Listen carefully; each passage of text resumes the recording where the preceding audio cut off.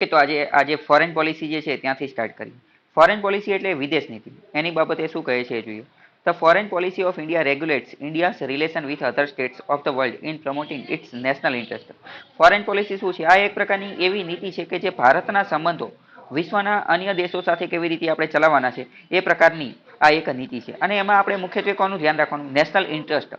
ભારતના જે રાષ્ટ્રીય હિતો જે છે એને ધ્યાનમાં રાખીને આપણે બીજા અન્ય દેશો સાથે કેવા સંબંધ રાખવા જોઈએ એને ધ્યાને લેવામાં આવે છે.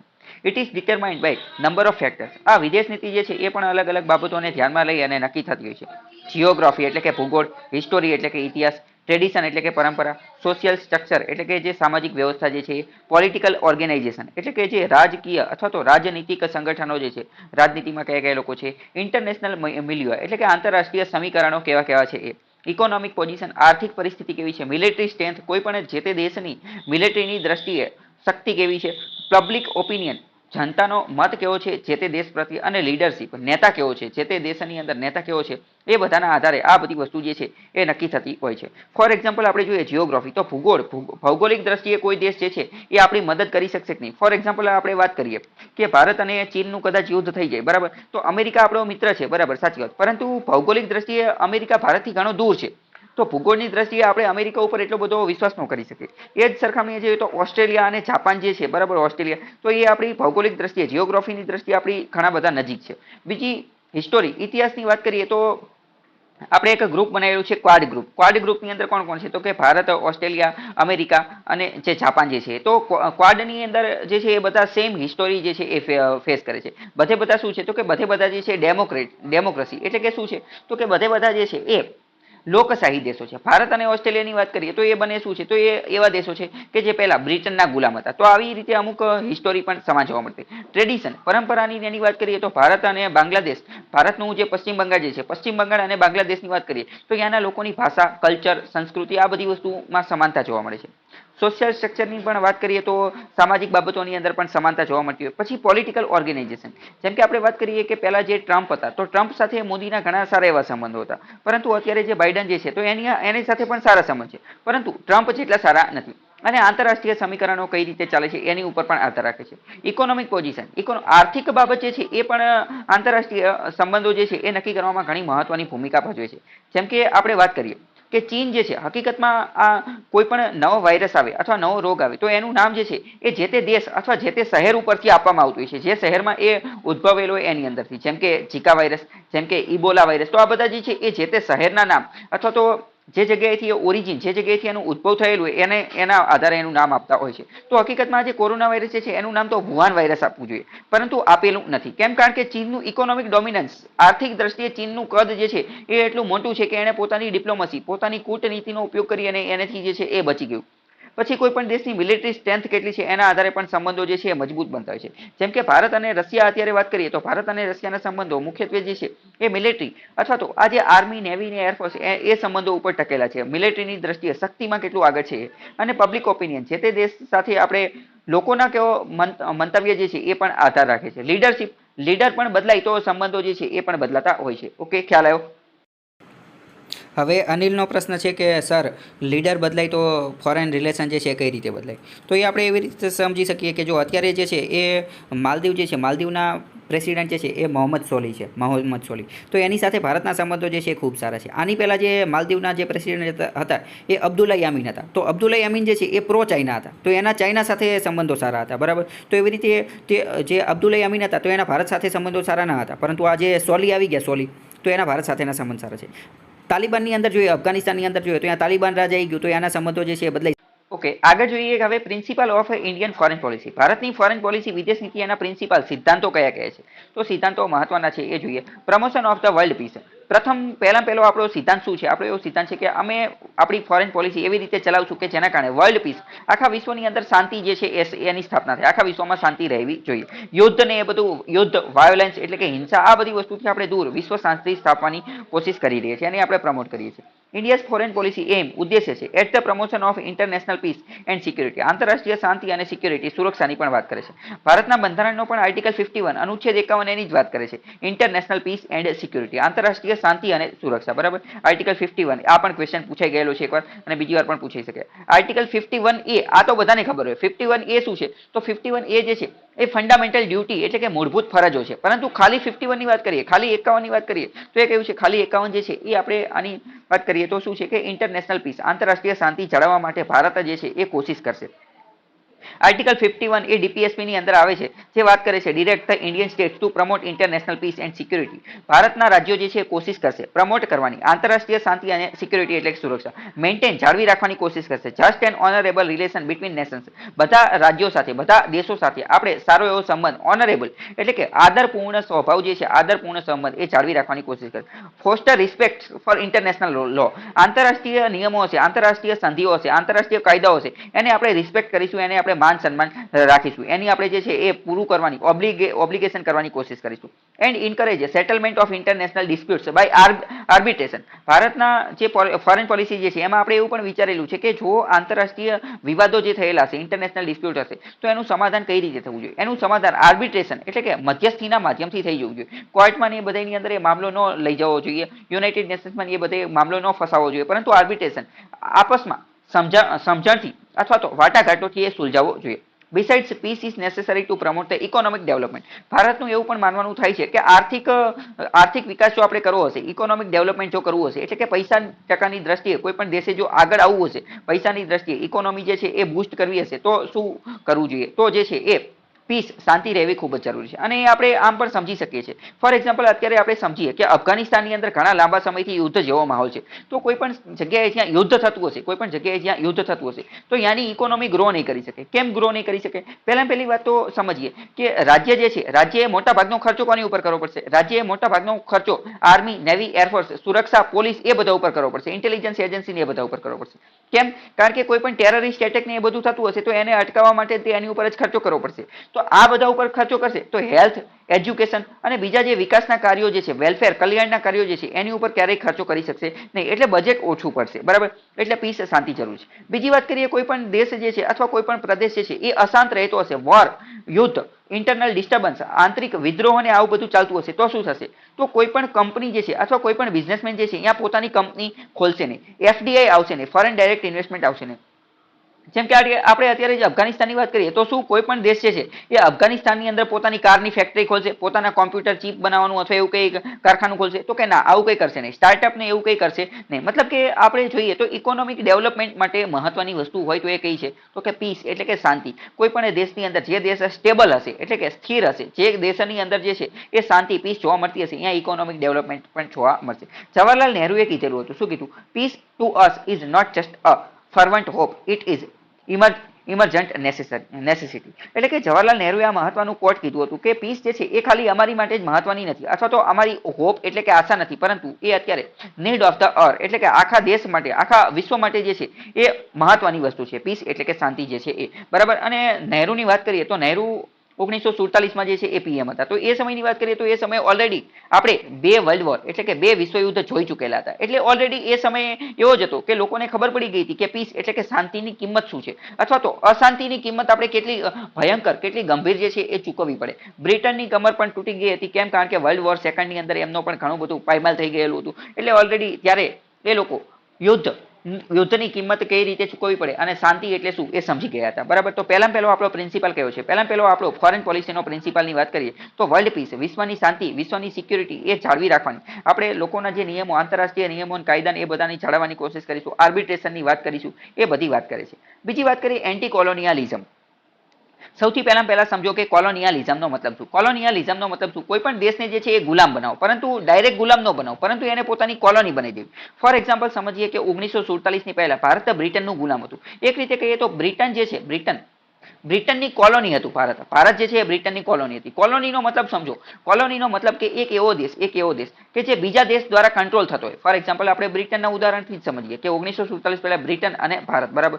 તો બ્રિટન ભારતનું એક્સપ્લોઇટેશન કરતો હતો, શોષણ કરતો હતો. મોટે ભાગે કોલોનીની અંદર શું હોય કે કોલોનીની અંદર જે મધર કન્ટ્રી જે છે, મધર કન્ટ્રી એટલે કે બ્રિટન, મધર કન્ટ્રી જે કોલોની જે છે એનું એવી રીતે એક્સપ્લોઇટેશન કરે, એવી રીતે શોષણ કરે કે જેના કારણે બેનિફિટ, હિત, ઇન્ટરેસ્ટ, લાભ કોને થાય? તો જે મધર કન્ટ્રી જે છે એને લાભ થાય. ટૂંકમાં એકદમ વ્યાખ્યામાં કેવું હોય તો એવી રીતે કહી શકીએ કે કોલોની એક પ્રકારની એવી વસ્તુ છે કે જેમાં મધર કન્ટ્રી દ્વારા જે કોલોની દેશ જે છે કોલોની કન્ટ્રી એનું શોષણ કરવામાં આવે છે. કેવી રીતે? તો કે મધર કન્ટ્રીને બેનિફિટ ઇન્ટરેસ્ટ એના ઇન્ટરેસ્ટમાં લાભ થાય એવી રીતે, બરાબર. તો આને તમે કોલોનિયાલિઝમ કહી શકો છો. હવે એક રીતે જોઈએ તો બીજા વિશ્વયુદ્ધ પછી જે છે અથવા તો 1947માં ભારત આઝાદ થઈ ગયું અથવા તો 1950 પછીની વાત કરીએ તો 1950 પછી જે છે એ જનરલી આ કોલોની સિસ્ટમ જે છે એ બંધ થઈ ગઈ. કેમ બંધ થઈ ગઈ? કારણ કે મેં તમને પહેલા કીધું કે સૌથી વધુ વિશ્વની અંદર કોલોની જો બનાવેલી હોય તો એ યુરોપિયન દેશોએ બનાવેલી હતી. કારણ કે યુરોપના દેશો જે છે અલગ અલગ જગ્યાએ અલગ અલગ દેશને ગુલામ બનાવતા હતા. ખાસ કરીને વાત કરીએ તો ભારતની અંદર જે બધા આવેલા હતા એ જ બધા હતા. જેમ કે અંગ્રેજો,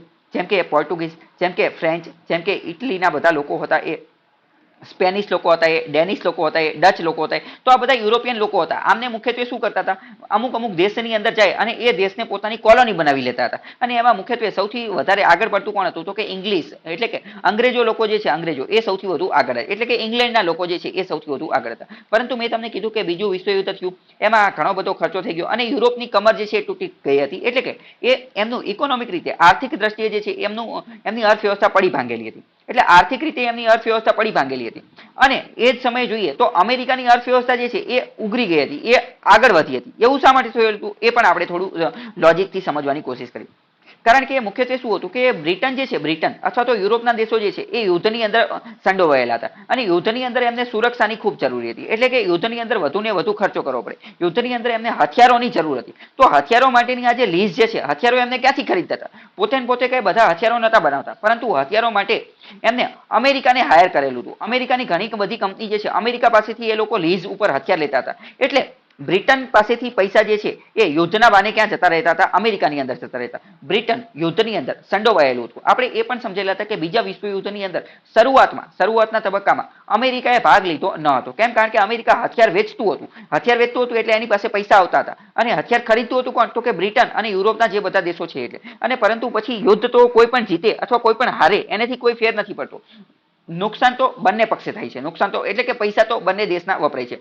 તો આ યુદ્ધને એવું બધી માહોલ હતો એટલે બ્રિટન જે છે અથવા તો યુરોપ એ આર્થિક દ્રષ્ટિએ પડી ભાંગેલું અને એની સરખામણીએ અમેરિકા જે છે એ આર્થિક દ્રષ્ટિએ સક્ષમ થઈ ગયેલું. એટલે કે એક નવો દેશ, નવો ગ્લોબલ લીડર જે છે ઉભરી અને આવેલો કોણ? તો કે અમેરિકા. અને પહેલા કોણ હતું? તો કે બ્રિટન. પરંતુ બ્રિટનનું સ્થાન હવે એક રીતે અમેરિકાએ લઈ લીધું. તો અમેરિકાએ હવે કીધું કે હવે આપણે એન્ટી કોલોની, એટલે કે હવે કોઈ પણ દેશને આવી રીતે કોલોની ને એવું કંઈ બનાવવાનું નહીં, કોલોની ને એવું બધું બનાવવાનું નહીં. એને એવી રીતે તો 1950 પછી જે છે ધીમે ધીમે કોલોનિયાલિઝમ જે છે એ ઘટતું. પરંતુ હવે અત્યારે આપણે 2021ની અંદર ઉભા છીએ તો આપણને ખ્યાલ આવે. શું ખ્યાલ આવે? કે શું ખરેખર કોલોનિયાલિઝમ જે છે એ ખતમ થઈ ગયું છે? શું કોલોનિયાલિઝમ ખતમ થઈ ગયું છે? તો એનો જવાબ આપણે જોઈશું એકદમ સૂક્ષ્મ નજરે, એટલે કે માઇક્રો એનાલિસિસ કરીશું તો આપણને ખ્યાલ આવશે કે હજી પણ કોલોનિયાલિઝમ ખતમ નથી થયું, પરંતુ હવે કોલોનિયાલિઝમનું નવું રૂપ આવી ગયેલું છે, જેને ઘણી બધી આ પત્રકારો જે છે એ નિયો કોલોનિયાલિઝમ કહે છે. તો નિયો કોલોનિયાલિઝમ ઉપર મેન્સની અંદર ક્વેશ્ચન પહોંચાઈ શકે છે કે આ નિયો કોલોનિયાલિઝમ શું છે? જે જૂનું કોલોનિયલ, નિયોનો મતલબ થાય નવું કોલોનિયાલિઝમ. આ નવા પ્રકારનું જે કોલોનિયાલિઝમનું જે સ્વરૂપ આવેલું છે એ શું છે એ તમને ખ્યાલ હોવો જોઈએ. પહેલા કોલોની એટલે શું એ મેં તમને ઓલરેડી સમજાવેલું છે કે જેમાં એક મધર કન્ટ્રી હોય, જેમાં એક શું હોય? મધર કન્ટ્રી હોય અને એક કોલોની હોય કે જેમાં મધર કન્ટ્રી પોતાના હિતોની પૂર્તિ કરવા માટે, પોતાના ફાયદા માટે જે કોલોની જે છે, જે અન્ય દેશ જે છે એનું એક્સપ્લોઇટેશન, એનું શોષણ કરે, એમાંથી વધુ અને વધુ આર્થિક લાભ જે છે એ પ્રાપ્ત કરવાની કોશિશ કરે. તો અત્યારે જે કોલોનિયાલિઝમ જે છે, અત્યારનું જે નિયો કોલોનિયાલિઝમ, એની અંદર પણ સેમ એ જ વસ્તુ છે કે એમાં પણ જે મધર કન્ટ્રી જે છે, મધર કન્ટ્રી એ જે કોઈ કોલોની જે છે એની ઉપરથી એમાંથી વધુ અને વધુ લાભ જે છે એ લેવાની કોશિશ કરે. પરંતુ જે જૂનું કોલોનિયાલિઝમ હતું, જૂનું કોલોનિયાલિઝમ એની અંદર શું હોય? એની અંદર જેમ કે બ્રિટન અને ભારતની વાત કરીએ, બ્રિટન અને ઇન્ડિયાની વાત કરીએ તો બ્રિટને ભારતને કોલોની બનાવેલું હતું, પરંતુ બ્રિટન ભારતની અંદર શાસન પણ કરતું હતું. ભારતની અંદર જે છે એ શાસન પણ કરતું હતું. એટલે કે બ્રિટનનું પોલિટિકલ નેતૃત્વ પણ હતું. એ સમયનું ભારત જે છે એ બ્રિટિશ ભારત કહેવાતું હતું. ભારતની અંદર વાયસરોય ને એ બધા મૂકેલા હતા, ગવર્નર જનરલ ને એ બધા મૂકેલા હતા. એટલે ભારતનું શાસન કરવાનું પણ એ જ કોશિશ કરતું હતું. એટલે એક રીતે જોઈએ તો જૂના સમયનું કોલોનિયાલિઝમ હતું એની અંદર શું હોય કે એ લોકો ઇકોનોમિક બેનિફિટ તો લેતા જ હતા, પરંતુ સાથે સાથે પોલિટિકલ, રાજનીતિક દ્રષ્ટિએ પણ શાસન કરતા હતા. એટલે કે પોલિટિકલ રૂલ પણ ધરાવતા હતા. પરંતુ અત્યારનું જે નિયો કોલોનિયાલિઝમ જે છે એની અંદર શું છે? એની અંદર અમુક દેશો જે છે એ પોલિટિકલ, એટલે કે રાજનીતિક શાસનની તો સ્થાપના કરતા નથી, રાજનીતિક શાસનની સ્થાપના નથી કરતા, માત્ર અને માત્ર ઇકોનોમિક ગેઇન, ઇકોનોમિક બેનિફિટ, આર્થિક હિતો જે છે એ પ્રાપ્ત કરવાની કોશિશ કરે છે. તમને એવું લાગે કે એવું તો કઈ રીતે? તો એવું આપણે ઉદાહરણ દ્વારા સમજીએ. જેમ કે આપણે વાત કરીએ કે ચીન જે છે, ચીન દ્વારા આ બેલ્ટ એન્ડ રોડ ઇનિશિયેટિવ જે છે એ શરૂ કરવામાં આવે છે. ચીને શ્રીલંકાને ઘણી બધી મોંઘી લોન આપી દીધી અને એવી લોનની શરતો જે છે એ થોડી ઘણી અઘરી રાખેલી હતી. એટલી બધી લોન આપી દીધી કે શ્રીલંકા જે છે એ ચીનના ડેબ ટ્રેપની અંદર, એટલે કે દેવાની માયાજાળમાં ફસાઈ ગયેલું અથવા તો દેવાની અંદર જે છે એ ફસાઈ ગયેલું, દેવા નીચે એની કમર જે છે એ ભાંગી ગઈ. તો પછી ચીને શ્રીલંકા પાસે શું કીધું કે અમને હમ્બનટોટા પોર્ટ જે છે હમ્બનટોટા પોર્ટ એ આપી દેવું, અને 999 વર્ષ માટે એને લીઝ ઉપર લઈ લીધું. 999 વર્ષ માટે એને લીઝ ઉપર લઈ લીધું. અને અત્યારે તો હવે ચીને જે છે એ 999 વર્ષ માટે એ લીઝ ઉપર લઈ લીધું. અને ચીને એવું પણ કીધેલું છે કે આ જે હમ્બનટોટા પોર્ટ જે છે ત્યાં ચીનના લોકો જે છે એ એક અલગ, ત્યાંના લોકો માટે અલગ પાસપોર્ટ, અલગ કરન્સી, બધી નવી નવી વસ્તુ જે છે ત્યાંના લોકો માટે એક સ્પેશિયલ જ વસ્તુ જે છે એ લોન્ચ કરશે. તો શું આ વસ્તુ હમ્બનટોટા પોર્ટ જે છે એ ચીને લઈ લીધું અને ત્યાં માટે નવી કરન્સી, નવો પાસપોર્ટ ને નવી બધી વસ્તુ લોન્ચ કરશે, તો શું આ એક રીતે નિયો કોલોનિયલિઝમ જ નથી? આ શું કોલોનિયલિઝમનું જે એક સ્વરૂપ નથી? આ જ વસ્તુ આપણે બીજી રીતે પણ જોઈ શકીએ કે ચીને પાકિસ્તાનની અંદર પણ હ્યુજ ઇન્વેસ્ટમેન્ટ, ઘણું બધું રોકાણ કરેલું છે. અથવા તો ચીનની બીજી વાત કરીએ તો ચીને આવી જ રીતે આપણે જે હમ્બનટોટાની વાત કરી એવી જ રીતે બીજી પણ ઘણી બધી જગ્યાએ અલગ અલગ પોર્ટ ને એવું બધું લીધેલું છે. ઘણી બધી વસ્તુ જે છે એ લીઝ ઉપર લીધેલી છે અને ઘણી બધી જગ્યાએ જે છે એ કબજો કરવાની કોશિશ કરે છે, બરાબર. સાઉથ ચાઇના સીની અંદર પણ એને આ જ પ્રકારની વસ્તુ કરેલી છે. પછી આફ્રિકાના પણ ઘણા બધા દેશોને જે છે એને સોફ્ટ લોન આપેલી છે અને આ પણ ઘણી બધી જગ્યા જે છે, ઘણી બધી જગ્યા ત્યાં એને આ પ્રકારના પોર્ટ, બંદર અથવા એરપોર્ટ, આ બધી વસ્તુ જે છે એ સ્ટ્રેટેજિક રીતે મહત્વની જે છે લઈ લીધી છે અને અહીંયા પોતાના આર્મીના અથવા નેવીના અથવા એરફોર્સના બેઝ જે છે એ એને બનાવેલા છે. તો આ એક રીતે કોલોનિયલિઝમનું નવું સ્વરૂપ છે, એને આપણે નિયો કોલોનિયલિઝમ કહીએ છીએ. અને અહીંયા હવે ભવિષ્યની આપણે થોડીક આગાહી કરીએ તો પણ આપણને ખ્યાલ આવે છે. શું ખ્યાલ આવે છે? કે પાકિસ્તાન પણ જે છે એ ચીન પાસેથી વારંવાર જે છે એ લોન જે છે એ લેતું રહે છે, વારંવાર લોન લેતું રહે છે. તો ભવિષ્યની અંદર એવું પણ જોવા મળશે, ભવિષ્યની અંદર એવું પણ કે પાકિસ્તાન પણ ધીમે ધીમે ચીનની અંદર, ચીન દ્વારા પાકિસ્તાનની અંદર પણ નિયો કોલોનિયલિઝમ જે છે એ સ્થાપના કરવામાં આવશે અને ચીન પાકિસ્તાનની અંદરથી કોઈ એકાદો પ્રદેશ, કોઈ એકાદો રિજિયન, કોઈ એકાદો પ્રાંત જે છે એને જેવી રીતે હમ્બનટોટા માંગેલો છે એવી જ રીતે ચીન પાકિસ્તાનની અંદરથી પણ એકાદો પ્રાંત જે છે એ આવી જ રીતે માંગશે. આવનારા 10-20 વર્ષની અંદર આ જે વસ્તુ જે છે કે જેને આપણે અત્યારે કલ્પના સમજીએ છીએ એ કદાચ હકીકતમાં આપણને જોવા મળશે, બરાબર. તો કોલોનિયલિઝમ એ પહેલા તમને ખ્યાલ આવી ગયો. હલો. હા. અને આવી જ રીતે જે નિયો કોલોનિયલિઝમનો કોન્સેપ્ટ શું છે એ તમને ખ્યાલ આવી ગયો કે નિયો કોલોનિયલિઝમ શું છે?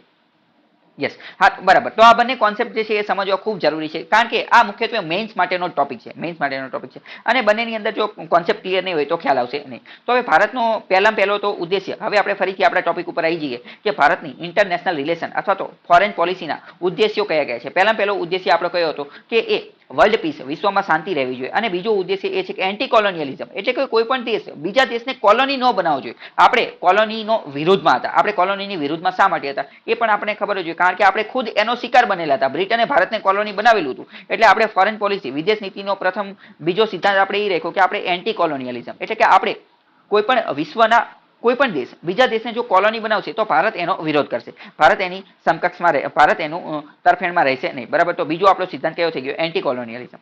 The foreign policy of India opposes colonialism and imperialism.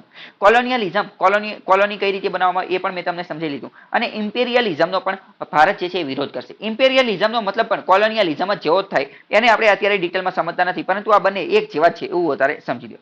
India views that the colonialism and imperialism leads to exploitation of weaker nations by the imperialist powers and affect the promotion of international peace. ભારતનું શું કહેવાનું થતું હતું? ભારતનું એવું કહેવાનું થતું હતું કે કોલોનિયલિઝમની અંદર શું થાય તો કે એની અંદર જે ઇકોનોમિક દ્રષ્ટિએ, આર્થિક દ્રષ્ટિએ જે મહાન દેશ છે, આર્થિક દ્રષ્ટિએ મજબૂત દેશ છે, અથવા તો ટૂંકમાં કહીએ કે જે અમીર દેશ છે, રીચ કન્ટ્રી જે છે, અમીર દેશ, એ જે વીકર નેશન જે છે, ગરીબ દેશો જે છે, ગરીબ દેશો એનું એક્સપ્લોઇટેશન કરે છે, એનું શું કરે છે? શોષણ કરે છે. જેવું આપણે અત્યારે જોઈ લીધું કે એક રીતે જોઈએ તો ચીન અમીર દેશ છે, ચીન અમીર દેશ છે, એને શ્રીલંકા પાસેથી જે છે એ હમ્બનટોટા પોર્ટ લઈ લીધું. તો શ્રીલંકા જે છે એ વીકર નેશન, એટલે કે ગરીબ દેશ છે.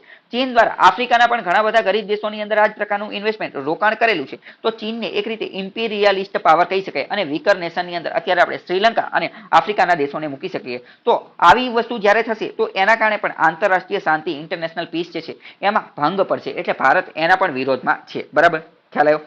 India advocated the liquidation of colonialism in all forms and supported the liberation movement in Afro-Asian countries like Indonesia, Malaya, Tunisia, Algeria, Ghana, Namibia and so on. Bharat કોલોનિયલિઝમની પણ વિરોધમાં છે, એટલે તે ભારતે જે છે એ સપોર્ટ કરેલો છે. આ બધા દેશો જે છે ભારતના, એશિયાના અને આફ્રિકાના અમુક દેશોની અંદર અલગ અલગ ક્રાંતિ થયેલી હતી. એ ક્રાંતિને ભારતે સપોર્ટ કરેલો છે. તો ક્રાંતિ શા માટે થયેલી હતી? તો હકીકતમાં વાત કરીએ તો ઇન્ડોનેશિયા, મલાયા, ટ્યુનિશિયા, અલ્જીરિયા, ઘાના અને નામિબિયા, આ બધા અમુક અમુક દેશો જે છે ત્યાં ઓલરેડી એ દેશો જે છે એ ઓલરેડી કોલોની હતા, બીજા અલગ અલગ દેશોની કોલોની હતા. આપણને ખ્યાલ હશે, તમને ખ્યાલ હશે કે ઇન્ડોનેશિયા એ મસાલા ટાપુ તરીકે ઓળખાતો હતો, જેને આપણે સ્પાઇસીસ આઇલેન્ડ પણ કહીએ છીએ. ગુજરાતીમાં કહીએ તો મસાલા ટાપુ અને ઇંગ્લિશમાં કહીએ તો સ્પાઇસીસ આઇલેન્ડ. અહીંયા ડચ લોકો જે છે, ડચ લોકો એને આને પોતાની કોલોની બનાવેલી હતી. એવી જ રીતે આ પણ અલગ અલગ દેશોએ જે છે કોલોની બનાવેલી હતી, પરંતુ ધીમે ધીમે આ બધા દેશો પણ જાગૃત થયા અને એમને વિદ્રોહ કર્યો અને એમને રિવોલ્યુશન, ક્રાંતિ કરી અને એ બધા દેશો જે છે ઇમ્પેરિયલિઝમ એને પોતાના દેશમાંથી હાંકી કાઢ્યા અથવા તો ભગાડી દીધા. તો ભારતે આ જે ક્રાંતિ, રિવોલ્યુશન જે થયેલી હતી એને ભારતે શું કર્યું? સપોર્ટ કર્યો, સાથ આપ્યો. આફ્રિકા અને એશિયાના ઘણા બધા દેશોમાં થયેલી હતી. Thus, India expressed her solidarity with the people of Indo-Afro-Asian nations in their struggle against colonial and imperialist forces like Britain. તો ભારતે આ બધા દેશોની મદદ કરી, આફ્રિકાના અને એશિયાના દેશોની મદદ કરી અથવા તો એમને આપણે સપોર્ટ કર્યો. કોની સામે લડવામાં? તો કે કોલોનિયલિઝમ અથવા ઇમ્પેરિયાલિસ્ટ ફોર્સની સામે લડવામાં. ખાસ કરીને મુખ્યત્વે એ કોણ કોણ હતા? તો કે બ્રિટન, ફ્રાન્સ, હોલેન્ડ, પોર્ટુગલ, આ બધા દેશો હતા. કારણ કે બ્રિટન, ફ્રાન્સ, પોર્ટુગલ અને હોલેન્ડ આ બધા દેશોએ તે કોલોની બનાવી દીધી હતી. કોને? તો કે ઇન્ડોનેશિયા, મલાયા, ટ્યુનિશિયા, અલ્જીરિયા, ઘાના, નામિબિયા, આની સિવાય પણ ઘણા બધા દેશો છે, પરંતુ મુખ્યત્વે આને બનાવેલા હતા. તો ભારતે એ બધાનો સપોર્ટ કર્યો કોલોનિયલિઝમને ડામવા માટે અથવા એને હરાવવા માટે. આગળ વાત કરીએ કે ધ પ્રેઝન્ટ નિયો કોલોનિયલિઝમ. જો મેં તમને પહેલા જ કીધું કે અત્યારે નિયો કોલોનિયલિઝમ અને neo imperialism is also opposed by India. અત્યારે એક નવી, અત્યારે કોલોનિયલિઝમ ને આ બધું તો જૂનું થઈ ગયું, ઇમ્પિરિયલિઝમ ને એ બધું જૂનું થઈ ગયું, પરંતુ હવે એનું અપડેટેડ સ્વરૂપ અથવા તો નવું વર્ઝન આવી ગયું છે. એપ્લિકેશનની અંદર કેમ નવું અપડેટ કરવાનું આવે એવી રીતે આમાં પણ અપડેટ આવી ગયું છે. નિયો કોલોનિયલિઝમ અને નિયો ઇમ્પિરિયલિઝમ આ શું છે એ મેં તમને ઓલરેડી શરૂઆતમાં જ એનો કોન્સેપ્ટ મેં તમને ક્લિયર કરાવી દીધો. તો ભારત એનો પણ વિરોધ કરી રહ્યું છે, બરાબર. તો વિધાનવાળા વાક્યમાં આવું પણ પૂછાય છે કે શું ભારત નિયો કોલોનિયલિઝમનું સમર્થન કરે છે? તો કે ના, ભારત એનો વિરોધ કરે છે. ભારતનું ક્વેશ્ચન જે છે પ્રિલિમ્સની અંદર પૂછવાની શક્યતા ખૂબ ઓછી છે, પરંતુ તેમ છતાં પણ જો પૂછાઈ જાય તો શું પૂછે? એવું પૂછે છે કે which of the following is the factor of Indian foreign policy. ભારતની વિદેશ નીતિના કયા કયા આયામો છે અથવા તો નીચેનામાંથી કયા કયા આયામ છે? 1 2 3 4 આપી દીધેલું હોય અને ઓપ્શનમાં ઓનલી 1, ઓનલી 2 એવી રીતે આપી દીધું. પહેલું શું જોયું? International peace, international security. બીજું શું જોયું? એન્ટી કોલોનિયલિઝમ, નિયો કોલોનિયલિઝમની પણ આપણે વિરુદ્ધમાં છીએ, નિયો ઇમ્પેરિયલિઝમની પણ વિરુદ્ધમાં છીએ. ઓકે, આગળ જોઈએ એન્ટી રેશિયાલિઝમ. ભારતનું ત્રીજો એસ્પેક્ટ, ત્રીજો આયામ કયો છે ઇન્ટરનેશનલ રિલેશનની અંદર? એન્ટી રેશિયાલિઝમ. રેશિયલનો મતલબ શું થાય? નસ્લ, નસ્લવાદની વિરુદ્ધમાં છે. ભારત નસ્લવાદની પણ વિરુદ્ધમાં છે. આપણે ભારતની અંદર જોઈએ તો આર્ટિકલ 15 આપણે કહી દીધેલું છે ધર્મ, જાતિ, જ્ઞાતિ, રેસ આ બધાના આધારે ભેદભાવ કરી શકાશે નહીં, એટલે કે રાઇટ અગેન્સ્ટ ડિસ્ક્રિમિનેશન, ભેદભાવનો તો આપણે પહેલેથી જ વિરોધ કરીએ છીએ. અપોઝિશન ટુ રેશિયાલિઝમ. આ રેશિયલિઝમ એટલે કે નસ્લવાદ. નસ્લવાદ મોટે ભાગે જે છે એ કઈ જગ્યાએ પ્રવર્તો હોય છે? તો કે કાળા ગોરાનો ભેદ જે છે એ જોવા મળતો હોય છે, બરાબર. આ યુરોપિયન લોકો અને અમેરિકાના લોકો જે છે એ પોતાની જાતને શ્વેત લોકો સમજે છે. શું સમજે છે? શ્વેત લોકો. અને આફ્રિકાના લોકો જે છે એ કાળા લોકો છે. તો આ જે શ્વેત લોકો જે છે એ ઘણી બધી વાર આ કાળા લોકો જે છે એની ઉપર અત્યાચાર કરતા હોય છે, એમની ઉપર રેશિયાલિઝમ રાખતા હોય છે, નસ્લવાદ રાખતા હોય છે. તો આ કાળા અને ગોરાનો જે ભેદ છે એને આપણે રેશિયાલિઝમ કહી શકીએ. અને આ જે શ્વેત લોકો જે છે એટલે કે યુરોપિયનના લોકો એ કાળા લોકોમાં ખાલી આફ્રિકાના લોકોને કન્સિડર કરે એવું નથી, એમાં એ લોકો એશિયાના લોકોને પણ રાખે છે. એશિયાના લોકો ભારતના લોકોની સાથે પણ એ લોકો જે છે આવી જ રીતે નસ્લવાદ જે છે એ રાખતા હોય છે, બરાબર. અને જ્યારે યુરોપ અને યુરોપના ઘણા બધા દેશો ભારત ઉપર શાસન કરતા હતા ત્યારે એમને એક થિયરી આપેલી હતી. કઈ theory? White man's burden. White man's બર્ડનની થિયરી આપેલી હતી. White man's burden. White man's બર્ડનની થિયરી એ શું કહે છે? તો વ્હાઇટ મેન્સ બર્ડનની થિયરી જે છે એ એવું કહે છે કે આ જે શ્વેત લોકો જે છે એટલે કે યુરોપના ને એ બધા યુરોપિયન કન્ટ્રીના દેશો જે છે, શ્વેત લોકો એ લોકો સદ્ધર છે, એ લોકો સિવિલાઇઝડ છે, એટલે કે સિવિલિયન છે. એ લોકો જે છે એ નૈતિકતાની દ્રષ્ટિએ બધી રીતે સુવ્યવસ્થિત રીતે રહે છે અને આખા ભગવાને, આખા ઈશ્વરે એમને એક પ્રકારનો આદેશ આપેલો છે અથવા તો એક પ્રકારનું કામ આપેલું છે. શું કામ આપેલું છે? કે જે આ અશ્વેત લોકો જે છે ને, અશ્વેત લોકો એને પણ એ લોકો સિવિલાઇઝડ બનાવે. આ જે અશ્વેત લોકો જે છે, આ જે કાળા લોકો જે છે એ તો અનસિવિલાઇઝડ છે, એ તો કેવા છે? બાર્બરિક લોકો છે. બાર્બરિકનો મતલબ અત્યાચારી છે. એમને જીવન જીવતા આવડતું નથી, એમને રહેતા આવડતું નથી. સિવિલિયન નાગરિકોની દ્રષ્ટિએ કઈ રીતે રહેવું એ એમને આવડતું નથી.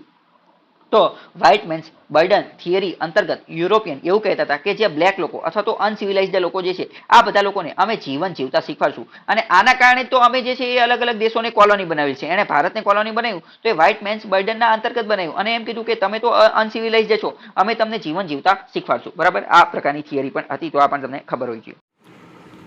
અમિતનો પ્રશ્ન છે કે વ્હાઇટ મેન બર્ડન થિયરી જે છે કોણે આપેલી હતી? તો અંગ્રેજોની અંદર એક અંગ્રેજ કવિ હતા અથવા તો એક રાઇટર હતા, રૂડિયાર્ડ કિપલિંગ. રૂડિયાર્ડ કિપલિંગ જે છે એમણે ઘણું બધું સાહિત્ય લખેલું હતું. લિટરેચર સાહિત્ય દ્વારા જે છે અલગ અલગ કવિતા લખતા હતા. તો એમણે એક કવિતા બનાવેલી હતી white man's burden. White man's burden નામની જે છે કવિતા બનાવેલી હતી. આ જે રૂડિયાર્ડ કિપલિંગ જે છે એમને આજે સાહિત્ય માટેનો લિટરેચર માટેનો નોબેલ પ્રાઇઝ પણ મળેલો છે, કારણ કે એમને એક સાહિત્ય લખેલું હતું કોની ઉપર, તો કે આપણા જે આ વિંધ્યાચલના જંગલો જે છે, વિંધ્યાચલના જંગલો, એની ઉપર એમણે ઘણું બધું લિટરેચર સાહિત્ય લખેલું હતું. એની માટે એમને નોબેલ પ્રાઇઝ પણ મળેલો હતો લિટરેચર માટેનો. તો આ જે થિયરી જે છે એ રૂડિયાર્ડ કિપલિંગે આપેલી હતી. Opposition to racialism in all its form is an important aspect of Indian foreign policy. According to India, racialism નો મતલબ શું? Discrimination between people on the basis of race.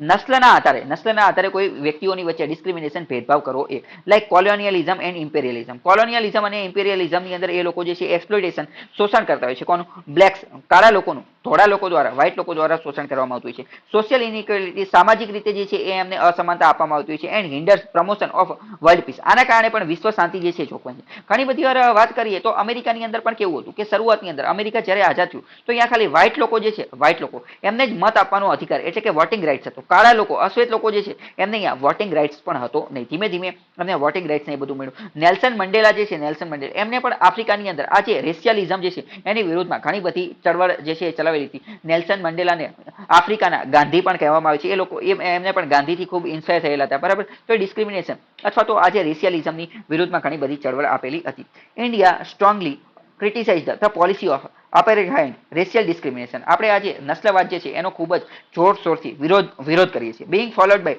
White minority racist regime of South Africa. South આફ્રિકાની અંદર પણ white માઇનોરિટીના લોકો જે છે, white લોકો જે છે, વ્હાઇટ લોકો, શ્વેત લોકો, એ માઇનોરિટીની અંદર છે, લઘુમતીની અંદર છે. એટલે કે એમની સંખ્યા ખૂબ જ નાની છે. સાઉથ આફ્રિકાની અંદર એમની સંખ્યા ખૂબ જ નાની છે. તેમ છતાં પણ એ લોકો શાસન કરે છે. કોની ઉપર? જે મેજોરિટીની અંદર, બહુમતીની અંદર જે કાળા લોકો જે છે, અશ્વેત લોકો, એની ઉપર શાસન કરે છે. તો ભારત એનો પણ વિરોધ કરે છે. આવું હોવું જોઈએ.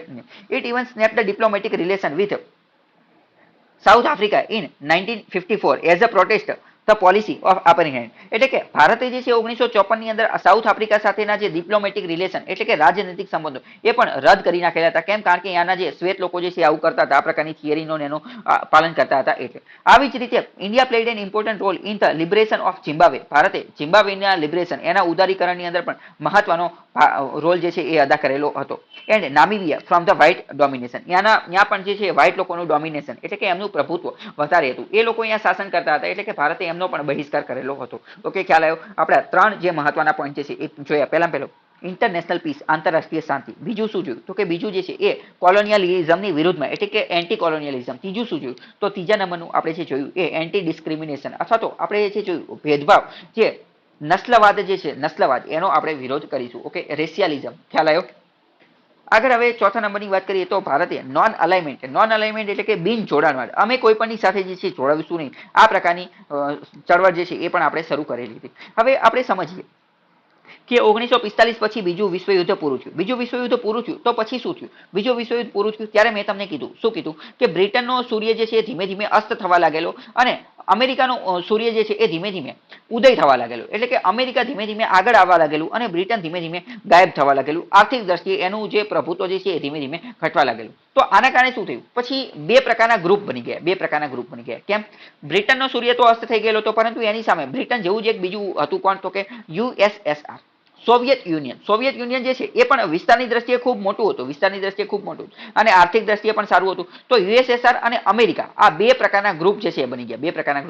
બે વિશ્વયુદ્ધ પૂરા થઈ ગયા. અને પછી ત્રીજું વિશ્વયુદ્ધ થાય એવું દૂર દૂર સુધી દેખાતું નતું. એટલે આ યુએસએસઆર, સોવિયત યુનિયન અને અમેરિકા, આ બંને શું કર્યું? આ બંને બે પ્રકારના ગ્રુપ બનાવી દીધા. અને એમાં વધુ ને વધુ દેશોને પોતાની અંદર સમાવેશ કરવાનો કોશિશ કરી. તો એમાં શું થયું? અમેરિકાએ જે છે એ ઘણા બધા યુરોપિયન દેશો જે છે એને પોતાની અંદર સમાવેશ કરી દીધો. એને પોતાની તરફ લઈ લીધા, પોતાના ગ્રુપની અંદર, પોતાની ટીમની અંદર લઈ લીધા. યુએસએસઆર, સોવિયત યુનિયન જે છે એને પણ ઘણા બધા દેશો જે છે એને પોતાની અંદર, પોતાના ગ્રુપની અંદર, પોતાની ટીમની અંદર સમાવવાની કોશિશ કરી. બરાબર? એટલે કે ધીમે ધીમે આ બધા દેશોને પોતાની અંતર્ગત લાવતા હતા.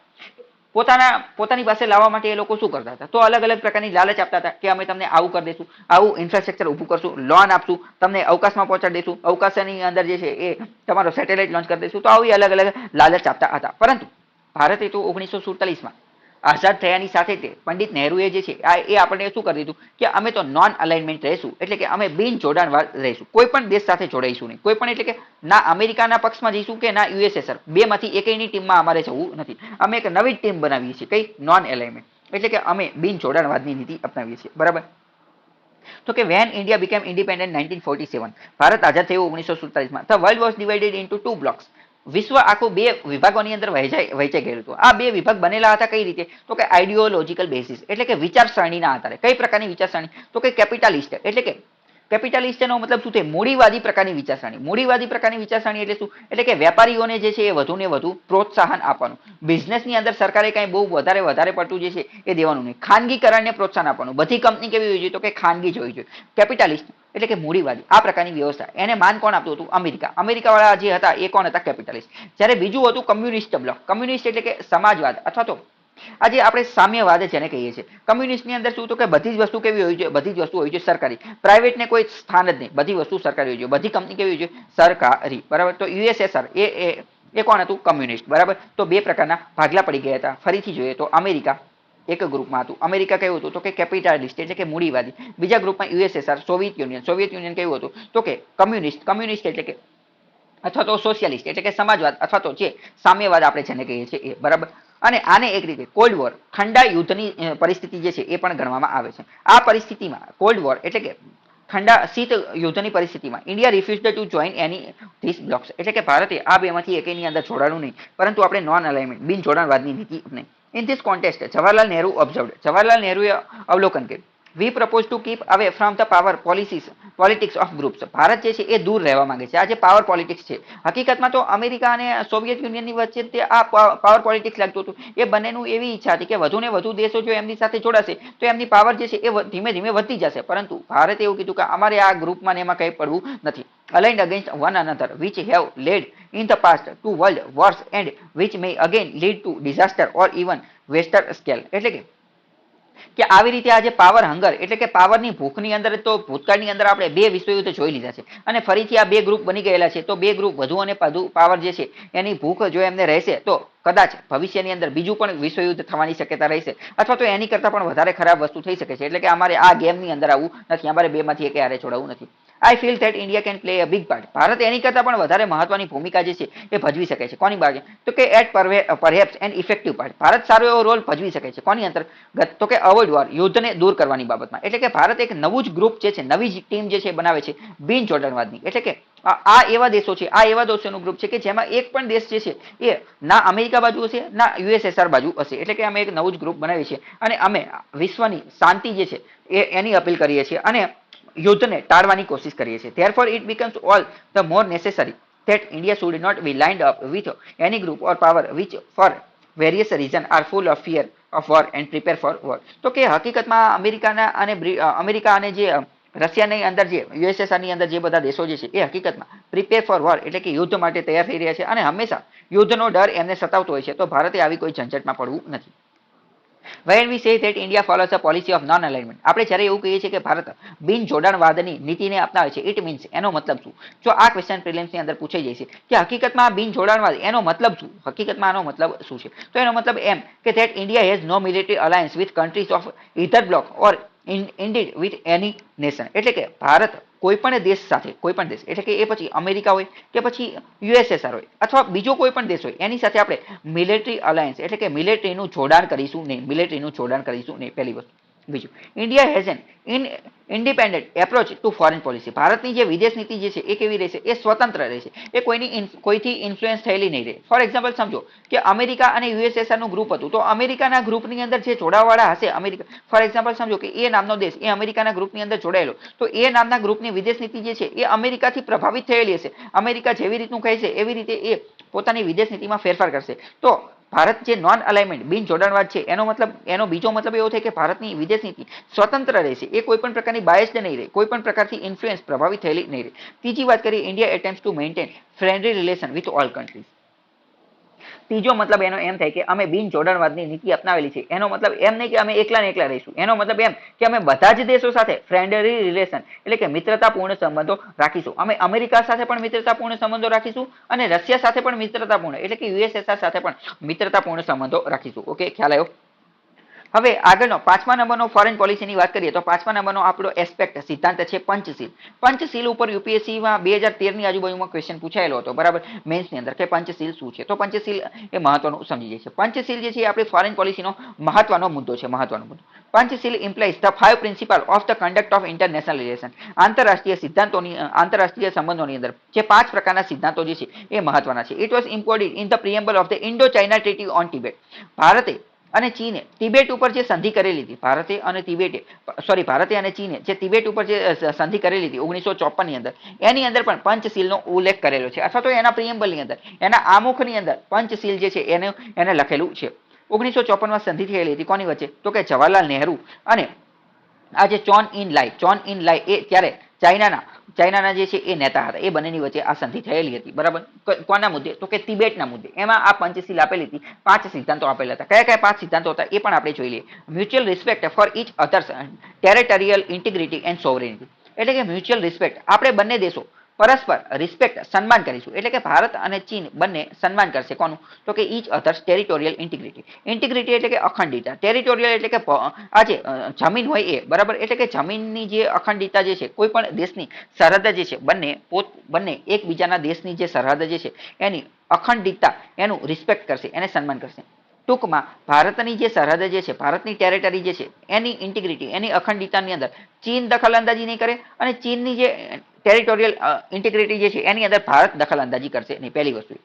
બીજી વસ્તુ, ભારત અને ચીન બંને પરસ્પર રીતે એકબીજાના દેશોની સન્માન કરશે. કોની બાબતમાં? સોવરેનિટી, એટલે કે સાર્વભૌમત્વની બાબતમાં પણ સન્માન કરશે. સોવરેનિટી, સાર્વભૌમત્વ શું છે એ આપણે ઓલરેડી પ્રિએમ્બલ વાળા લેક્ચરમાં જોઈ ગયા છીએ, બરાબર. તો બંને સોવરેનિટીની રિસ્પેક્ટ કરશે અને ટેરિટોરિયલ ઇન્ટિગ્રિટીની રિસ્પેક્ટ કરશે. બીજું, નોન એગ્રેશન, બંને દેશો જે છે નોન એગ્રેશનથી જોડાયેલા રહેશે. ત્રીજું, નોન ઇન્ટરફેરન્સ, બંને દેશો જે છે એ એકબીજાના ઇન્ટરનલ અફેરની અંદર, આંતરિક બાબતોની અંદર હસ્તક્ષેપ કરશે નહીં, આંતરિક મામલાઓની અંદર જે છે એ દખલ અંદાજી કરશે નહીં. ચોથું, ઇક્વાલિટી એન્ડ મ્યુચ્યુઅલ બેનિફિટ, બંને જે છે, બંને દેશો ભારત અને ચીન ઇક્વાલિટી, સમાનતાની દ્રષ્ટિએ મ્યુચ્યુઅલ બેનિફિટ, બંને દેશને એકબીજા સાથે વ્યવસ્થિત પરસ્પર લાભ થાય એવી રીતે કોશિશ કરશે, અને બંને દેશોને ઇક્વલી એક સમાન રીતે લાભ થાય એવી કોશિશ કરવામાં આવશે. અને પીસફુલ કોએક્ઝિસ્ટન્સ, બંને દેશો શાંતિપૂર્ણ રીતે કોએક્ઝિસ્ટ, એક સાથે રહી શકે એવી કોશિશ કરવામાં આવશે.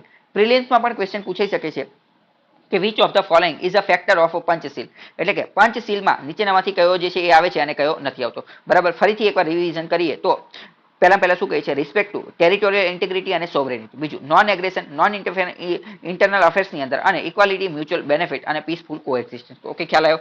કીવર્ડ યાદ રાખી લેશો તો રોહિતનું કહેવાનું થાય છે કે પંચશીલ સિદ્ધાંત કરી અને જવાહરલાલ નહેરુએ સૌથી મોટી ભૂલ કરેલી હતી. હવે જો એવું ફાઇનલ કહી ન શકાય કે જવાહરલાલ નહેરુએ સૌથી મોટી ભૂલ કરેલી હતી. કેમ? કારણ કે જવાહરલાલ નહેરુએ જ્યારે પંચશીલ સિદ્ધાંત કરેલો હતો તો એ સમયની પરિસ્થિતિને આધીન રહી અને કરેલો હતો. એ સમયે કઈ પરિસ્થિતિ હતી એ તમને અત્યારે ખ્યાલ નથી. તમારે અત્યારે 2021ની અંદર એસીવાળી ઓફિસની અંદર બેઠા કેવું છે કે નહેરુએ બહુ મોટી ભૂલ કરી નાખી હતી, નામ કરી નાખ્યું હતું, નોલું કરી નાખ્યું હતું, પેલું કરી નાખ્યું હતું.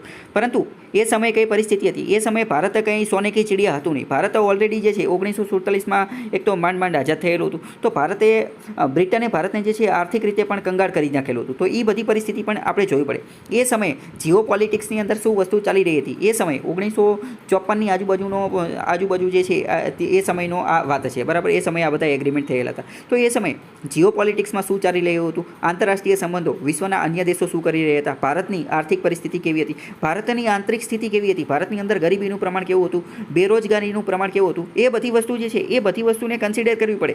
એમને ઓટોમેટિક ડાયરેક્ટ આપણે એવું ન કહી શકીએ કે જવાહરલાલ નહેરુએ બહુ મોટી ભૂલ કરી નાખી, ઓલું કરી નાખ્યું, અથવા તો એવું પણ ન કહી શકીએ કે જવાહરલાલ નહેરુએ આજે ચીન આપણને જે યુનાઇટેડ નેશન સિક્યુરિટી કાઉન્સિલની અંદર આપણને જે પરમેનન્ટ સીટ મળતી હતી, કાયમી સીટ મળતી હતી, એ ભારતે ન લીધી અને ચીનને આપી દીધી. તો એ બધા બ્લેમ, આરોપો આપણે ન મૂકી શકીએ. કેમ?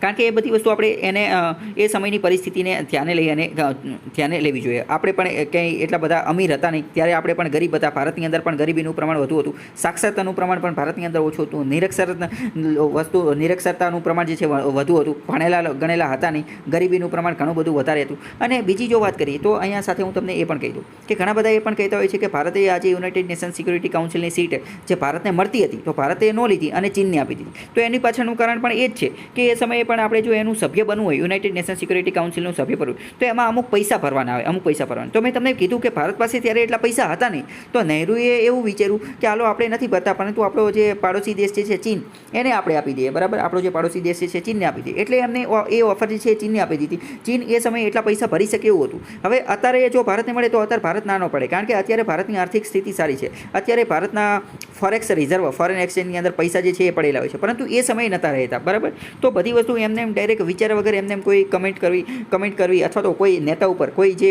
એ સમયે હિસ્ટોરિકલ ફિગર જે છે એની ઉપર એવી રીતે આપણે ડાયરેક્ટ ન કહી શકાય. ડાયરેક્ટ આપણે જાણવું પડે. એક્ઝામની અંદર પણ જો આ રીતનો ક્વેશ્ચન પૂછાઈએ તો તમારે બેલેન્સ્ડ આન્સર જે છે લખવો પડે. બધા જ પ્રકારના પહેલુઓ, બધા જ પ્રકારના એસ્પેક્ટ, પોલિટિકલ, ઇકોનોમિકલ, પછી સોશિયલ, આ બધા પહેલુઓને ધ્યાને રાખી અને આન્સર લખવો પડે. એમને એમ ડાયરેક્ટ તમારે જે છે એ ડિસિઝન, નિર્ણય, ચુકાદો આપવાનો નથી, કારણ કે તમે કોઈ જજ નથી. તમારે અહીંયા કંઈ સર્ટિફિકેટ નથી આપવાનું. તમારે એ સર્ટિફિકેટ આપવાના જ બોલે કે નહેરુ સારા હતા કે ખરાબ હતા. Okay, India perceived the Panchil as productive of peaceful cooperation of sovereign nations instead of balance of terror and degrading Cold War tension. હકીકતમાં ભારતે પંચશીલના માધ્યમથી શું કર્યું? આજે ટેરર, આતંકવાદ અથવા તો કોલ્ડ વોરના કારણે જે ટેન્શન ઊભું થયેલું હતું, જે તણાવ ઊભો થયેલો હતો કોલ્ડ વોરના કારણે. કોલ્ડ વોરની અંદર કેવું હતું કે ગમે ત્યારે ત્રીજું વિશ્વયુદ્ધ થઈ શકે, કાંઈ નક્કી ન કહી શકે. ગમે ત્યારે ત્રીજું વિશ્વયુદ્ધ થઈ શકે. કેમ? કારણ કે એક બાજુ અમેરિકા હતું, એક બાજુ યુએસએસઆર હતું. બંને પોતપોતાના ગ્રુપ અને પોતપોતાની મિલિટરી પાવર, ઇકોનોમિક પાવર બંને પોતપોતાની જે છે એને મજબૂત કરી રહ્યા હતા. ટૂંકમાં આ બધાને મજબૂત કરવું એનો મતલબ એ જ છે કે યુદ્ધની તૈયારી કરી રહ્યા છે. પરંતુ ભારતે પંચશીલના માધ્યમથી કહી દીધું કે અમે તો વિશ્વની અંદર શાંતિની સ્થાપના કરવા ઈચ્છીએ છીએ, અથવા તો peaceful cooperation of sovereign nation, જે સાર્વભૌમ દેશો જે છે એ લોકો પીસફુલ રીતે, શાંતિપૂર્ણ રીતે કોઓપરેશન, પરસ્પર સહયોગ કરે, એકબીજાની મદદ કરે, એવી અમે કોશિશ કરી રહ્યા છીએ અને બેલેન્સ બનાવવાની કોશિશ કરીએ છીએ. Being brought about by the rival great power pact and alliance, India explained it as based on the concept of universalism as against the concept of the balance of power. હકીકતમાં જે USSR અને America, balance of power, બંને દેશો એકબીજાના પાવરને balance કરવાની કોશિશ કરતા હતા. ફોર એક્ઝામ્પલ સમજો કે એક બાજુ યુએસએસઆર હતું અને એક બાજુ અમેરિકા હતું. તો હવે યુએસએસઆર દ્વારા એક કદમ ભરવામાં આવ્યું. શું કદમ? કે એને પોતાનો પ્રથમ વ્યક્તિ જે છે એને આકાશની અંદર મોકલી દીધો, અંતરિક્ષની અંદર મોકલી દીધો. એટલે યુએસએસઆર નું કદમ જે છે, એક પગલું જે છે, એક પોઈન્ટ એમને વધારે મળી ગયો. અમેરિકા કે અમે ક્યાંથી પાછળ રહી જઈએ, અમેરિકાએ પોતાનો વ્યક્તિ હતો એને ચંદ્ર ઉપર મોકલી દીધો. એટલે કે એક રીતની હરીફાઈ, એક રીતની રેસ ચાલતી હતી કે આ લોકો આગળ ગયા તો હાલો આપણે આગળ જઈએ, એવી રીતે. પરંતુ ભારતે આ બધાની અંદર શું કર્યું? ભારતે આ જે બેલેન્સ ઓફ પાવરની થિયરી હતી એની બદલે આપણે યુનિવર્સલિઝમ, એટલે કે આપણે બધા દેશો એક સાથે આગળ વધીશું, યુનિવર્સલિઝમ, કોઓપરેશન, આ બધી વસ્તુને વધારે મહત્વ આપ્યું. પંચશીલ become very popular and many countries of the world like Burma, Yugoslavia, Indonesia and so on adopted it. Bharat સિવાય આ બધા દેશોએ પણ એને અપનાવેલી છે. વિધાનવાળા વાક્યમાં કહી દે કે પંચશીલનો સિદ્ધાંત માત્ર ભારતે જ અપનાવેલો છે તો વિધાન ખોટું પડી જાય, કારણ કે બર્મા એટલે કે મ્યાનમાર, યુગોસ્લાવિયા, ઇન્ડોનેશિયા, આ બધા દેશોએ પણ એને અપનાવેલો છે.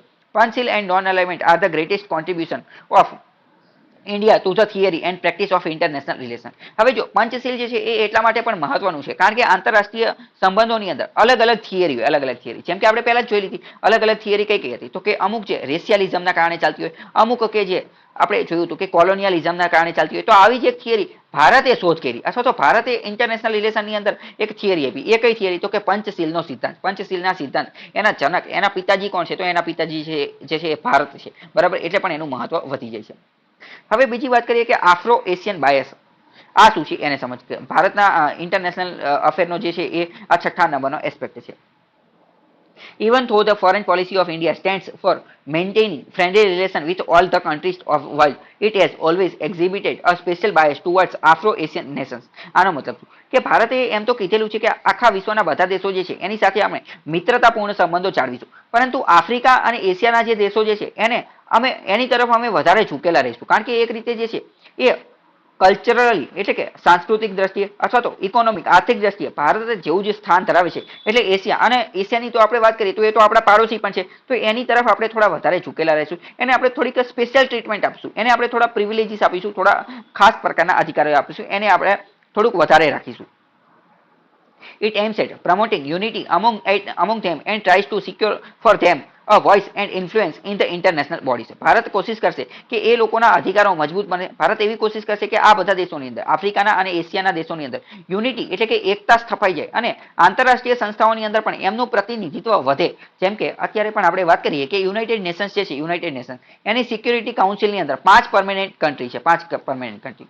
તો આમાં આપણે જોઈએ તો 5 પરમેનન્ટ કન્ટ્રી કયા કયા છે? તો એક તો યુએસએ એટલે કે અમેરિકા છે, પછી કોણ છે? તો કે યુકે એટલે કે બ્રિટન છે, પછી કોણ છે? તો કે ફ્રાન્સ છે, પછી કોણ છે? તો કે ચીન છે, અને પછી કોણ છે? તો કે રશિયા છે. બરાબર. હવે અહીંયા આપણે જોઈએ તો યુકે, ફ્રાન્સ અને રશિયા આ ત્રણેય જે છે, ત્રણેયને એક રીતે આપણે યુરોપિયન કન્ટ્રી કહી શકીએ. તો 3 દેશો તો યુરોપના છે, 3 દેશો તો યુરોપના છે. બરાબર. આ ચીન, તો ચીનને આપણે કહી શકીએ કે એશિયાનો દેશ છે, એશિયાનો. અમેરિકા જે છે તો એ ઉત્તર અમેરિકાનો દેશ છે, ઉત્તર અમેરિકાનો. ખંડની દ્રષ્ટિએ જોઈએ, ખંડની દ્રષ્ટિએ તો એક રીતે જોઈએ તો યુરોપના 3 દેશ છે, પરંતુ આફ્રિકાનો તો 0 દેશ છે. આફ્રિકાના તો એક પણ દેશ છે, આફ્રિકાનો તો એક પણ દેશ એની જે છે એ પ્રતિનિધિત્વ નથી. કોની અંદર? યુનાઇટેડ નેશન સિક્યુરિટી કાઉન્સિલની અંદર, સુરક્ષા પરિષદની અંદર. જ્યારે આફ્રિકાની અંદર તો 50 થી પણ વધુ દેશ આવેલા છે. વસ્તીની અંદર પણ ઘણો આગળ પડતો છે. વસ્તીની અંદર બીજા નંબરનો ખંડ છે, વસ્તીની અંદર બીજા નંબરનો ખંડ છે, વિસ્તારની અંદર પણ બીજા નંબરનો સૌથી મોટો ખંડ છે. તો આવું બધું હોવા છતાં પણ યુએનએસસી ની અંદર એનું પ્રતિનિધિત્વ નથી. તો ભારતે એવું કીધેલું છે કે ઇન્ટરનેશનલ બોડીની અંદર, આંતરરાષ્ટ્રીય સંસ્થાઓની અંદર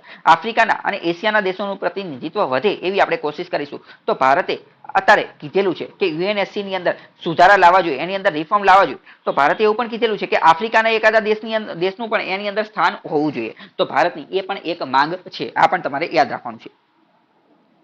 India has been seeking international assistance for the economic development of these countries. એશિયાના અને આફ્રિકાના દેશો જે છે એ એક રીતે ગરીબ છે. બરાબર. આ બધી બાબતોની અંદર જોઈએ તો ઇકોનોમિક ડેવલપમેન્ટ ત્યાં જોવા મળતું નથી. તો કે આ બધાનું ઇકોનોમિક ડેવલપમેન્ટ, આર્થિક વિકાસ થવો જોઈએ.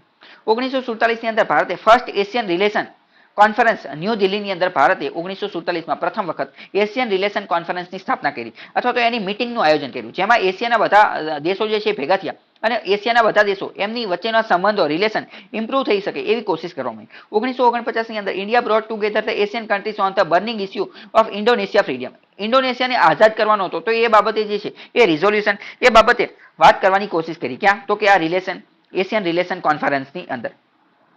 Asian countries on burning issues of Indonesia. India played an active role in the Afro-Asian Conference. આફ્રિકાના અને એશિયાના દેશોની જે કોન્ફરન્સ થયેલી હતી બાન્ડુંગની અંદર, એમાં પણ ભારતે મહત્વનો રોલ જે છે અદા કર્યો. India also played an important role in the formation of group of 7.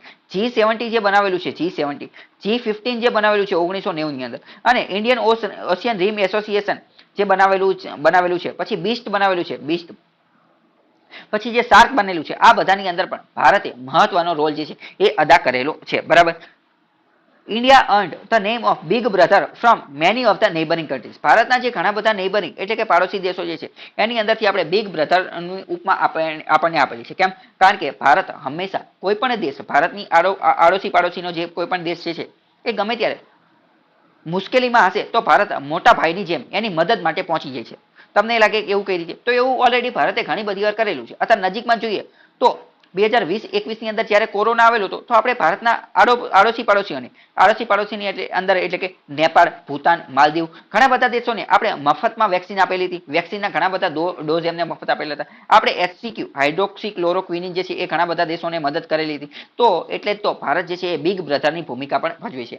તો ગમે ત્યારે તમે આ ટોપિક લખતા હોય તો બિગ બ્રધર કીવર્ડ જે છે એનો તમે ઉપયોગ કરી શકો છો.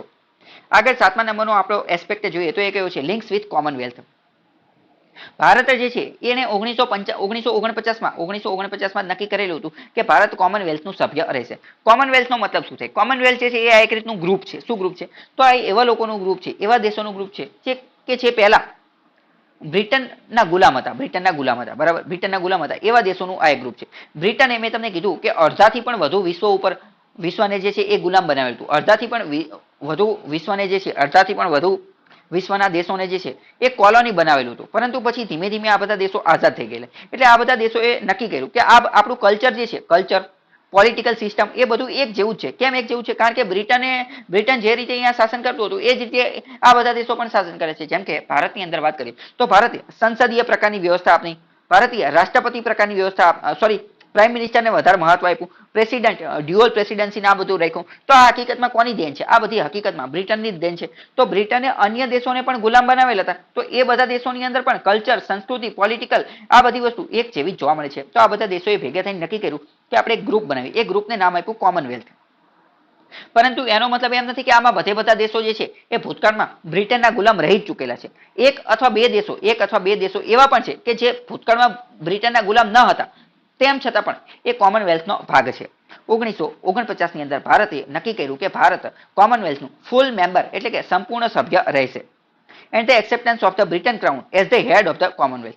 અને કોમનવેલ્થની અંદર એવું પણ કહેવામાં આવે છે કે કોમનવેલ્થના જે દેશો ગ્રુપ જે છે એના હેડ કોણ રહેશે? એના હેડ જે છે બ્રિટિશ ક્રાઉન રહેશે, પરંતુ એ ખાલી નામના રહેશે. ભારતની અંદર જેવી રીતે પ્રેસિડેન્ટ જે છે એવી જ રીતે આ બ્રિટિશ ક્રાઉન એના હેડ રહેશે, પરંતુ એ ખાલી નામના. બરાબર, તેમ છતાં પણ એનો મતલબ એવો નથી કે ભારત પોતાની સોવરેનિટી સાર્વભૌમત્વ જે છે એ ગુમાવી દેશે, એવું કંઈ છે નહીં. બરાબર, એ ઓલરેડી આપણે પ્રિએમ્બલ વાળા લેક્ચરની અંદર જોઈ લીધું છે. As a voluntary association of independent nation, it also does not affect India's republican character. ભારતનું જે રિપબ્લિકન કેરેક્ટર, પ્રજાસત્તાક જે વસ્તુ જે છે એને પણ આ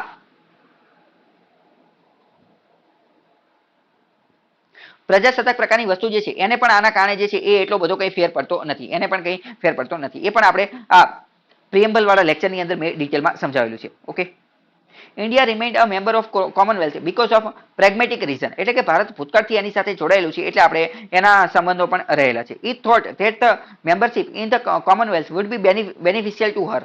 ભારતનું એવું માનવાનું થાય છે કે જો આપણે કોમનવેલ્થનો ભાગ રહીશું તો ભારતને ઘણો બધો બેનિફિટ, ઘણો બધો ફાયદો થશે. કઈ બાબતે? તો કે ઇકોનોમિક, આર્થિક બાબતે, પોલિટિકલ, રાજનીતિક બાબતે, કલ્ચર એટલે કે સાંસ્કૃતિક બાબતે અને અન્ય બાબતોમાં પણ ફાયદો થશે. તમને પ્રશ્ન થાય કે આ કોમનવેલ્થનો ભાગ રહેવાથી ભારતને ફાયદો કઈ રીતે છે? જેમ કે પહેલા તો આપણે સમજીએ કે કોમનવેલ્થ ગેમનું આયોજન થાય છે. કોમનવેલ્થ ગેમનું, તો કોમનવેલ્થ ગેમનું આયોજન થાય તો બધા દેશો જે છે એની અંદર પાર્ટિસિપેટ કરશે, તો એકબીજા ખેલાડીઓ જે છે એકબીજા સાથે સંપર્ક સાધશે, તો બધા ખેલાડીઓ એકબીજા પાસેથી કંઈક નવી નવી વસ્તુની જાણકારી એ બધું પ્રાપ્ત કરી શકશે. પહેલી વસ્તુ આ.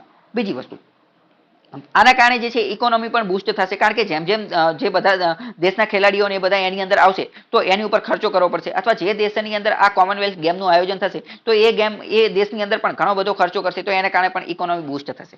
બીજી વાત કરી, આ કોમનવેલ્થ ગેમ્સની અંદર એ લોકો પાર્ટિસિપેટ કરશે તો એમને પ્રેક્ટિસ થઈ જશે, અને એમને પ્રેક્ટિસ થશે તો ઓલિમ્પિકની અંદર પણ એ લોકો જે છે સારું પરફોર્મન્સ કરી શકશે. આ તો આપણે ખાલી એક ગેમની વાત કરી. પરંતુ બીજી વાત કરીએ તો આજે કોમનવેલ્થની અંદર જેટલા પણ સભ્યો જે છે એ લોકો ઇકોનોમિક બ્લોક પણ બનાવી શકે છે, કે એટલે કે આ બધા દેશો પરસ્પર એવી પણ સંધિ કરી શકે છે કે આપણે આર્થિક દ્રષ્ટિએ મજબૂત કરવા માટે FTA ફ્રી ટ્રેડ એગ્રીમેન્ટ કરી શકશું, કે જેના કારણે બધા દેશો એકબીજા સાથે સરળતાથી વ્યવસ્થિત રીતે ટ્રેડ બિઝનેસ વ્યાપાર કરી શકે એવું પણ આયોજન કરી શકાય છે. બરાબર, એટલે કે એક રીતે આ ગ્રુપ જે છે એ મહત્વનું સાબિત થાય છે. કલ્ચરલ દ્રષ્ટિએ પણ મહત્વનું થાય. જેમ કે ભારતે એક પ્રોગ્રામ લોન્ચ કરેલો છે, સ્ટડી ઇન ઇન્ડિયા. તો જ્યારે પણ કોમનવેલ્થની મીટિંગ થાય તો ભારત ત્યાં જઈને એને એવું કહી શકે કે ભારતે study in India programme launch કરેલો છે, તમે બધા પણ ભારતની અંદર આવો તો સારી વસ્તુ છે. બીજી વાત કરીએ કે ભારતે હેલ્થની દ્રષ્ટિએ જોઈએ તો ઘણા બધા વિશ્વના અન્ય દેશો કરતા ભારતની અંદર હેલ્થની સુવિધા જે છે એ સસ્તી પડે છે. અમુક પ્રકારના ઓપરેશન એ બધું કરવું હોય તો સસ્તું પડે. તો ઘણી બધી અફઘાનિસ્તાનથી, મ્યાનમારથી, આસિયાન દેશોમાંથી ઘણા બધા લોકો જે દર્દીઓ જે છે એ ભારતની અંદર હેલ્થ બાબતે આવતો હોય, તો કોમનવેલ્થ ગ્રુપની જ્યારે મીટિંગ થાય તો ભારત આ બધી વસ્તુને પ્રમોટ કરી શકે છે. તો ભારત માટે એક રીતે આ સારી વસ્તુ છે. Okay, it has been playing an important role in CHOGM. એનો મતલબ શું? Commonwealth heads of government meeting. તો ભારતની આ જ્યારે મીટિંગ થઈ તો ત્યારે ભારત મહત્વનો રોલ અદા કરી શકે છે. ઇન્ડિયા હોસ્ટેડ, ભારતે 24મા નંબરની ગવર્મેન્ટ સમિટ જે છે કોમનવેલ્થની સમિટ એ ન્યૂ દિલ્હીમાં 1983માં એનો હેડ જે છે એ ભારત હતું. બરાબર, તો આ પણ ક્વેશ્ચન પૂછાઈ શકે છે. ઓકે, ખ્યાલ આવ્યો? જે એસ્પેક્ટ જે છે એ કયો છે તો કે support to the UNO. Bharat જે છે એ યુએનઓ નો સપોર્ટ કરશે. યુએનઓ એટલે કે યુનાઇટેડ નેશન્સ ઓર્ગેનાઇઝેશન, એટલે કે સંયુક્ત રાષ્ટ્રને પણ ભારત જે છે એ પોતાનો સપોર્ટ કરશે. ભારત હકીકતમાં યુએનઓ નું જે છે એ 1945માં જ સભ્ય બની ગયું હતું. 1945માં એની સ્થાપના થઈને તરત જ ભારત એનું સભ્ય બની ગયું હતું. સિન્સ ધેન, ત્યારથી it has been supporting the activities and programmes of the UNO. ત્યારથી યુએનઓમાં જે કોઈ પણ એક્ટિવિટી, પ્રવૃત્તિઓ થાય, ત્યાં જે કોઈ પણ પ્રોગ્રામ થાય, ભારત એનો સપોર્ટ કરે છે, ભારત એનો સાથ આપે છે. It has expressed the full faith in the objective and principles of UNO. યુએનઓના જે સિદ્ધાંતો જે છે, એના જે ઓબ્જેક્ટિવ, એના જે ઉદ્દેશ્યો જે છે, ભારતે એને પોતાનો સંપૂર્ણ સાથ આપેલો છે. ફૂલ ફેથ, ભારતે એનું 100% વિશ્વાસથી સમર્થન કરેલું છે. એના કયા કયા છે એ જોઈએ. Some of the facets of India's role, ભારતે યુએનઓ ની અંદર કયો રોલ જે છે એ અદા કરેલો છે એ જોઈએ. જીપીએસસી મેન્સની અંદર આ ક્વેશ્ચન પૂછાઈ ગયેલો છે કે યુએનઓ ની અંદર ભારતે કયો રોલ અદા કરેલો છે. તો નીચેની વસ્તુ જે છે આપણે લખવી પડે, કયો રોલ છે એ જોઈએ. પહેલા જોઈએ તો કે it is through the UNO that India embarked on the policy of fighting against the colonialism. UNO ના માધ્યમથી આપણે કીધેલું છે કે આપણે આખા વિશ્વએ કોલોનિયલિઝમની વિરુદ્ધમાં લડવાનું છે, ઇમ્પેરિયલિઝમની વિરુદ્ધમાં લડવાનું છે, રેશિયલિઝમ એટલે કે નસ્લવાદની વિરુદ્ધમાં લડવાનું છે. અને અત્યારની વાત કરીએ તો આજે નિયો કોલોનિયલિઝમ અને નિયો ઇમ્પેરિયલિઝમ જે છે એની વિરુદ્ધમાં પણ આપણે લડવાનું છે. એટલે ભારતે પોતાનો અવાજ જે છે એ રજૂ કરેલો છે અને વિશ્વના દેશો સામે ભારતે પોતાનો પક્ષ રજૂ કરેલો છે અને ભારતે વિશ્વના દેશોને માહિતી આપેલી છે કે આ જે કોલોનિયલિઝમ, આ ઇમ્પેરિયલિઝમ, આ રેશિયલિઝમ એની વિરુદ્ધમાં આપણે લડવું જોઈએ. આપણે બધા દેશોએ એકબીજા સાથે આવવું જોઈએ, સાથે મળી અને એમનો પ્રતિકાર જે છે એ કરવો જોઈએ. પહેલી વસ્તુ એ તો કે આ કોલોનિયલિઝમ ને ઇમ્પેરિયલ. બીજી વાત કરીએ તો 1953 ની અંદર વિજયલક્ષ્મી પંડિત જે છે ભારતના, એ યુનાઇટેડ નેશન જનરલ એસેમ્બલી જે છે એના પ્રેસિડેન્ટ, એના પ્રમુખ તરીકે જે છે એ ચૂંટાઈને આવેલા હતા. પ્રશ્ન ઘણી બધી વાર પૂછાઈ ગયેલો છે નાની પરીક્ષામાં કે ભારતના પ્રથમ પ્રમુખ કોણ હતા યુનાઇટેડ નેશન જનરલ એસેમ્બલી એટલે કે સંયુક્ત રાષ્ટ્રની સામાન્ય સભાની અંદર? તો એ વ્યક્તિ હતા વિજયલક્ષ્મી પંડિત. બરાબર, વિજયલક્ષ્મી પંડિત. બીજું, India actively participate in the United Nations piece keeping. આ સંયુક્ત રાષ્ટ્ર જે છે, સંયુક્ત રાષ્ટ્ર દ્વારા એના દ્વારા એક આર્મી અથવા તો એક પ્રકારની ફોર્સ બનાવવામાં આવી છે, એક પ્રકારનું સંગઠન. આર્મીના લોકો અથવા જો બાજવાવાળા, લડવાવાળા લોકો જે છે બનાવેલા છે, બંદૂક ને એ બધું લઈ અને લડતા હોય. બરાબર, એનું નામ શું છે તો કે United Nations piece keeping mission. United Nation peace keeping. હકીકતમાં આ યુનાઇટેડ નેશન્સ પીસ કીપિંગ આ જે છે આને બ્લુ હેલ્મેટ કહેવામાં આવે છે. બ્લુ કલરનું હેલ્મેટ અથવા તો બ્લુ કલરના કપડા જે છે એ પહેરી અને એ બધા ફરતા હોય છે, એ બધા બાંધતા હોય છે. પરંતુ આ લડતા ક્યાં હોય? તો જે કોઈ પણ દેશની અંદર આંતરિક અશાંતિ હોય, જે કોઈ પણ દેશની અંદર વોર, યુદ્ધ જેવી પરિસ્થિતિ હોય, તો આ બધી જગ્યાએ જે છે એ એમને મૂકવામાં આવે. જેમ કે વાત કરીએ કોરિયાની અંદર, કોંગોની અંદર, ઇલ સાલ્વાડોરની અંદર, કંબોડિયાની અંદર, એંગોલાની અંદર, સોમાલિયાની અંદર, મોઝામ્બિકની અંદર, સરેના લિયોન, યુગોસ્લાવિયાની અંદર, અને અત્યારની અંદર વાત કરીએ અત્યારે લેટેસ્ટમાં લેટેસ્ટ જોઈએ તો સુદાનની અંદર અને આફ્રિકાના ઘણા બધા દેશોની અંદર આ લોકોને જે છે એ મૂકવામાં આવેલા હોય છે. આ હકીકતમાં ભારતની અંદર આર્મી જે છે એ જ પ્રકારની વસ્તુ છે, હથિયાર લઈને જતા હોય અને એમનું મુખ્યત્વે કાર્ય શું હોય કે પીસ, શાંતિની સ્થાપના કરવી. ફોર એક્ઝામ્પલ વાત કરીએ તો કે સુદાનની અંદર વારંવાર આતંકવાદી હુમલા થતા હોય, વારંવાર બીજા કોઈ હુમલા થતા હોય, તો આ હુમલા જે છે એને અટકાવવા અથવા તો આ હુમલાથી સુરક્ષા આપવી. કોને સુરક્ષા આપવી? તો કે એ દેશના નાગરિકોને જે છે એ સુરક્ષા આપવાનું કાર્ય જે છે એ આ બ્લુ હેલ્મેટ કરતા હોય છે. બ્લુ હેલ્મેટને United Nations piece keeping mission પણ કહેવામાં આવે છે. ઓકે, ખ્યાલ આવ્યો?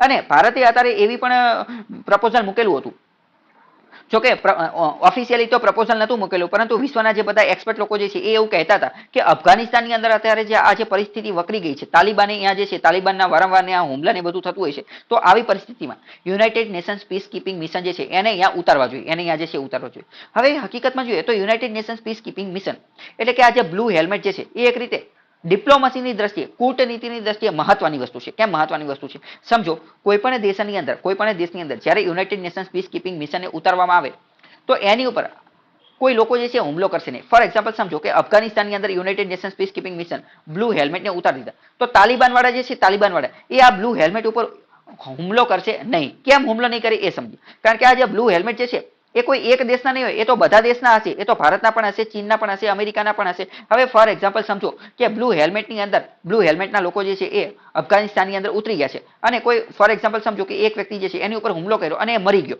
તાલિબાને આ બ્લુ હેલ્મેટ ઉપર હુમલો કર્યો અને મરી ગયો, અને આ એક વ્યક્તિ જે છે એ ચીનનો હતો. તો હકીકતમાં તો ચીનને તો ઘણું બધું નુકસાન થશે. એટલે ચીન જે છે એ તાલિબાન ઉપર પ્રેશર બનાવશે અથવા અફઘાનિસ્તાન ઉપર પ્રેશર બનાવશે. બ્લુ હેલ્મેટ એક હતો અમેરિકાનો હતો, એક રશિયાનો હતો, એક ભારતનો હતો. તો બધા દેશો અલગ અલગ રીતે જે છે એ એની ઉપર પ્રેશર બનાવશે. એટલે ઘણી બધી વાર આજે United Nations piece keeping mission અથવા તો આજે બ્લુ હેલ્મેટ જે છે એ સ્ટ્રેટેજિકલી પણ મહત્વનું છે અને ડિપ્લોમેટિક, કૂટનીતિક રીતે પણ મહત્વનું છે. કારણ કે કોઈ પણ દેશની અંદર આતંકવાદને રોકવા માટે અથવા તો અહીંયા જે હિંસા અને વિદ્રોહને એ બધું થાય છે એને રોકવા માટે જ્યારે યુનાઇટેડ નેશન્સ પીસ કીપિંગ મિશનને જ્યારે અહીંયા ઉતારવામાં આવે છે તો એની ઉપર વિશ્વના બધા જ દેશો જે છે એ પ્રેશર, દબાણ બનાવતા હોય છે કે હવે તમે આ બધી પ્રવૃત્તિ જે છે આતંકવાદી પ્રવૃત્તિ એ બધું બંધ કરી દો. ઓકે, ખ્યાલ આવ્યો? અમિત સેનગુપ્તા કહે છે કે ભારતનું યુનાઇટેડ નેશન્સ પીસ કીપિંગ ફોર્સમાં સૌથી વધુ સભ્યો મોકલે છે. હા, તો બરાબર અમિત સેનગુપ્તા, તમારી વાત બિલકુલ સાચી છે. બ્લુ હેલ્મેટમાં ભારતનું યોગદાન જે છે એ સૌથી વધુ છે. ભારતે સૌથી વધુ સૈનિકો જે છે એ પીસ કીપિંગ ફોર્સની અંદર સંયુક્ત રાષ્ટ્રમાં મોકલે છે અને સૌથી વધુ બ્લુ હેલ્મેટ જે છે ભારત તરફથી છે. હવે જો આની અંદર આજે યુનાઇટેડ નેશન્સમાં 193 જેટલા દેશો છે, તો બધા દેશો જે છે અલગ અલગ રીતે યોગદાન આપતા હોય છે. અમુક દેશો જે છે એ આજે સભ્ય સંખ્યા જે છે એ મોકલી અને મદદ કરતા હોય. ભારત જેવા દેશો કે જેની વિશાળ વસ્તી છે, તો આપણે ઘણા બધા સૈનિકો જે છે એ મોકલી શકીએ બ્લુ હેલ્મેટ તરીકે. અને અમુક દેશ એવો હોય કે જે સૈનિકો ન મોકલતા હોય પરંતુ એની બદલે પૈસા આપતા હોય. જેમ કે અમેરિકા જે છે એ પૈસા આપે છે, એ સૈનિકો ઓછા મોકલે છે પરંતુ પૈસા આપે છે. તો બંને રીતે જે છે એ એમાં યોગદાન આપતા હોય છે. બધા અલગ અલગ દેશો યોગદાન આપતા હોય છે. ઓકે, આગળ જોઈએ તો કે India continued to participate actively in the open ended working groups of the UNO. યુએનઓના જે ઓપન એન્ડેડ વર્કિંગ ગ્રુપ એટલે કે અલગ અલગ ગ્રુપ જે છે કામ કરતા હોય તો ભારતે એની અંદર પાર્ટિસિપેટ એટલે કે ભાગ લીધેલો છે. ભારતે કો ચેરમેન પણ રહેલું છે. કોનું? તો કે working group of the strengthening on the UN which submitted its report in 1997. 1997માં જે ગ્રુપે રિપોર્ટ સબમિટ કર્યો હતો તો ભારત એનું કો ચેરમેન પણ રહેલું છે. બીજી વાત કરીએ કે several times India has been a non permanent member of the United nation security council. Bharat જે આ યુનાઇટેડ નેશન સિક્યુરિટી કાઉન્સિલનું ઘણી બધી નોન પરમેનન્ટ સભ્ય પણ રહેલું છે. અને અત્યારે પણ વાત કરીએ, અત્યારે 2021 ની અંદર પણ ભારત નોન સિક્યુરિટી કાઉન્સિલ જે છે એનું નોન પરમેનન્ટ મેમ્બર અત્યારે પણ છે. અત્યારે ભારત એનું સભ્ય છે જ તે, બરાબર. અને ભારત અત્યારે માંગણી કરી રહ્યું છે કે અમારે પણ પરમેનન્ટ સીટ જોઈએ છે સિક્યુરિટી કાઉન્સિલની અંદર. સિક્યુરિટી કાઉન્સિલની વાત આવી જ ગઈ છે તો આપણે અત્યારે થોડીક વાત કરી લઈએ કે સિક્યુરિટી કાઉન્સિલની અંદર ટોટલ 15 દેશો છે. કેટલા? 15 દેશો છે. 5 પરમેનન્ટ દેશો જે આપણે હમણાં થોડી વાર પહેલા જોઈ લીધા એ, અને 10 જે છે નોન પરમેનન્ટ દેશો. આ 10 નોન પરમેનન્ટ દેશો જે છે એ ABCD આધારે જે છે એ બદલાતા હોય છે. આમને જે છે એ 2 વર્ષ માટે જે છે લેવામાં આવે છે અને પછી જે છે એ બદલાતા હોય છે. તો અત્યારે આ જે સભ્યપદ જે છે એ ભારત પાસે છે. ભારત પણ અત્યારે એ 10 માંનું એક છે. ઓકે, ખ્યાલ આવ્યો? બીજી આ બધી વસ્તુ તો આની અંદર આપેલી છે, પરંતુ આની સિવાય પણ ભારતે યુનાઇટેડ નેશન્સનો ઉપયોગ કરેલો છે જે આ બુકની અંદર નથી આપેલો, એ હું તમને કહું છું. ભારતે ટેરરિસ્ટ આતંકવાદ સામે લડવા માટે જે છે એ ઘણી બધી વાર જે છે એ યુનાઇટેડ નેશન્સનો ઉપયોગ કરેલો છે. યુનાઇટેડ નેશન્સની સભાની અંદર ભારતે ઊભા થઈ અને બોલી અને કીધેલું છે કે આતંકવાદ એ કોઈ એક દેશ પૂરતું સીમિત નથી, પરંતુ એ એક ગ્લોબલ થ્રેટ છે. એટલે કે આંતરરાષ્ટ્રીય વૈશ્વિક દ્રષ્ટિએ સૌથી મોટી ખતરો છે, વૈશ્વિક ખતરો છે અને વૈશ્વિક સમસ્યા છે. બધા વિશ્વના દેશોએ ભેગા થઈ અને આગળ આવવું જોઈએ અને આતંકવાદનો ખાત્મો કરવો જોઈએ, આતંકવાદ સામે લડવાની કોશિશ કરવી જોઈએ, બરાબર. તો ભારતે વારંવાર જે છે ટેરરિસ્ટ સામે લડવા માટે આનો ઉપયોગ કરેલો છે, બરાબર, યુનાઇટેડ નેશન્સનો. ઓકે, ખ્યાલ આવ્યો કે યુનાઇટેડ નેશન્સ ઉપર ક્વેશ્ચન પૂછાય તો આપણે આ બધા પોઈન્ટ લખવાના છે. આગળ ભારતની ફોરેન પોલિસીની વાત કરીએ તો ડિસઆર્મામેન્ટ. આ પણ ભારતનું એક આયામ, એક લક્ષણ છે. ડિસઆર્મામેન્ટનો મતલબ શું થાય? હથિયારોનો ત્યાગ કરો. બધા દેશોએ જે છે બધા હથિયારો ત્યાગ કરી દેવો છે, એટલે કે હથિયાર વિહીન રાજનીતિ. હકીકતમાં આપણે જોઈએ તો કે યુદ્ધ ને એ બધું થાય છે શા માટે? બધા દેશો પાસે હથિયારો હોય છે એના કારણે તો યુદ્ધ થાય છે. જો બધા દેશો હથિયારોનો ત્યાગ કરી દે તો આવું કંઈ થાય નહીં. ફોર એક્ઝામ્પલ આપણે જોઈએ કે ઇન્ડસ વેલી સિવિલાઇઝેશન, આ જે સિંધુ ખીણની સંસ્કૃતિ હતી એની અંદરથી કોઈ હથિયારો કે એવું કંઈ મળેલું જ નથી, તલવાર કે હથિયારો કે એવું કંઈ વેપન્સ એવું કંઈ મળેલું નથી. એટલે ઘણા બધા ઇતિહાસવિદો એવું પણ માને છે કે આ લોકો જે છે ને ઇન્ડસ વેલીના લોકો એ હકીકતમાં શાંતિપ્રિય લોકો હતા. કેમ શાંતિપ્રિય લોકો હતા? કેમ? કારણ કે ત્યાંથી હથિયારને એવું કોઈ મળેલું નથી, એમને યુદ્ધને એવું કંઈ જોયેલું નહોતું, વોર, યુદ્ધ આવી બધી વસ્તુ સાથે એમને દૂર દૂર સુધી કોઈ સંબંધ હતો નહીં. કેમ? કારણ કે ત્યાંથી હથિયારના અવશેષ મળેલા નથી. તો ભારતનું આ પણ છે કે ડિસઆર્મમેન્ટ હોવું જોઈએ. The foreign policy of India is opposed to arms race. આ જે હથિયારોની જે રેસ થઈ રહી છે, હથિયારોની રેસ, ભારત એની વિરુદ્ધમાં છે. હવે અત્યારની આપણે વાત સમજીએ તો અમેરિકા પાસે એક વસ્તુ છે કઈ? થાડ. આ થાડ શું છે? તો કે ટર્મિનલ હાઈ એલ્ટિટ્યુડ ડિફેન્સ. આ એક પ્રકારની એન્ટી મિસાઇલ સિસ્ટમ છે, એન્ટી મિસાઇલ સિસ્ટમ છે. અમેરિકાએ આ બનાવી તો રશિયાએ એની વિરુદ્ધમાં બનાવી દીધી S-100, S-200, S-300, S-400 અને S-500. આ બધી પણ શું છે? આ બધી પણ એક રીતે એન્ટી મિસાઇલ સિસ્ટમ છે. હવે રશિયાએ આવી એન્ટી મિસાઇલ સિસ્ટમ બનાવી તો અમેરિકાએ પણ કંઈક અલગ અલગ વસ્તુ બનાવી. હવે અત્યારે ડ્રોનની વાત કરીએ તો અમેરિકા જે છે ધીમે ધીમે વધુ વધુ ડ્રોન બનાવી રહ્યું છે. તો ચીન પણ એની સરખામણીમાં વધુ વધુ ડ્રોન જે છે બનાવી રહ્યું છે. પાકિસ્તાન પણ વધુ વધુ ડ્રોન બનાવી રહ્યું છે. એટલે કે દેખાદેખીમાં આર્મ રેસ શરૂ થઈ ગઈ છે. હથિયારોની જે છે એ હથિયારોની જે છે એ કોમ્પિટિશન, હરીફાઈ જે છે શરૂ થઈ ગઈ. તો ભારત એની વિરુદ્ધમાં છે કે આવી આર્મ રેસ હોવી જોઈએ નહીં અને ભારત ડિસઆર્મામેન્ટને ઇન્કરેજ કરે છે. Both conventional and nuclear. Bharat આજે પરંપરાગત હથિયારો અને ન્યુક્લિયર વેપન, ન્યુક્લિયર હથિયારો જે છે એની પણ વિરુદ્ધમાં છે.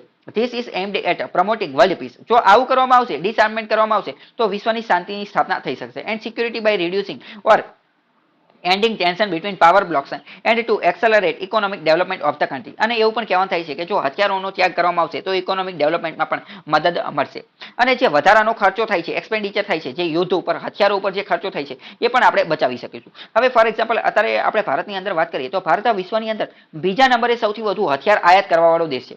મતલબ કે આપણા ઘણા બધા પૈસા જે છે એ તો હથિયારોની અંદર જતા રહે છે. ફોર એક્ઝામ્પલ સમજો કે હથિયારો ઉપર આપણે જેટલા વધુ પૈસા નાખીશું એટલા ઓછા પૈસા આપણે હેલ્થ, એજ્યુકેશન અથવા બીજી વેલફેર સ્કીમ, કલ્યાણકારી યોજનામાં એટલા ઓછા પૈસા નાખી દઈશું. કેમ? કારણ કે આપણે હથિયારમાં એટલા પૈસા નાખી દીધા છે અને હથિયારથી તો કંઈ મળવાનું છે નહીં. હા, બરાબર, હથિયારથી યુદ્ધ થશે, પરંતુ યુદ્ધ તો હંમેશા વિનાશ નોતરે છે, યુદ્ધ તો હંમેશા નેગેટિવ વસ્તુ લાવે છે. એનાથી તો ઇકોનોમીને પણ નુકસાન થાય છે. પરંતુ જો હેલ્થ, એજ્યુકેશન એ બધા ઉપર નાખશું તો ઘણું બધું સારું રહેશે, બરાબર.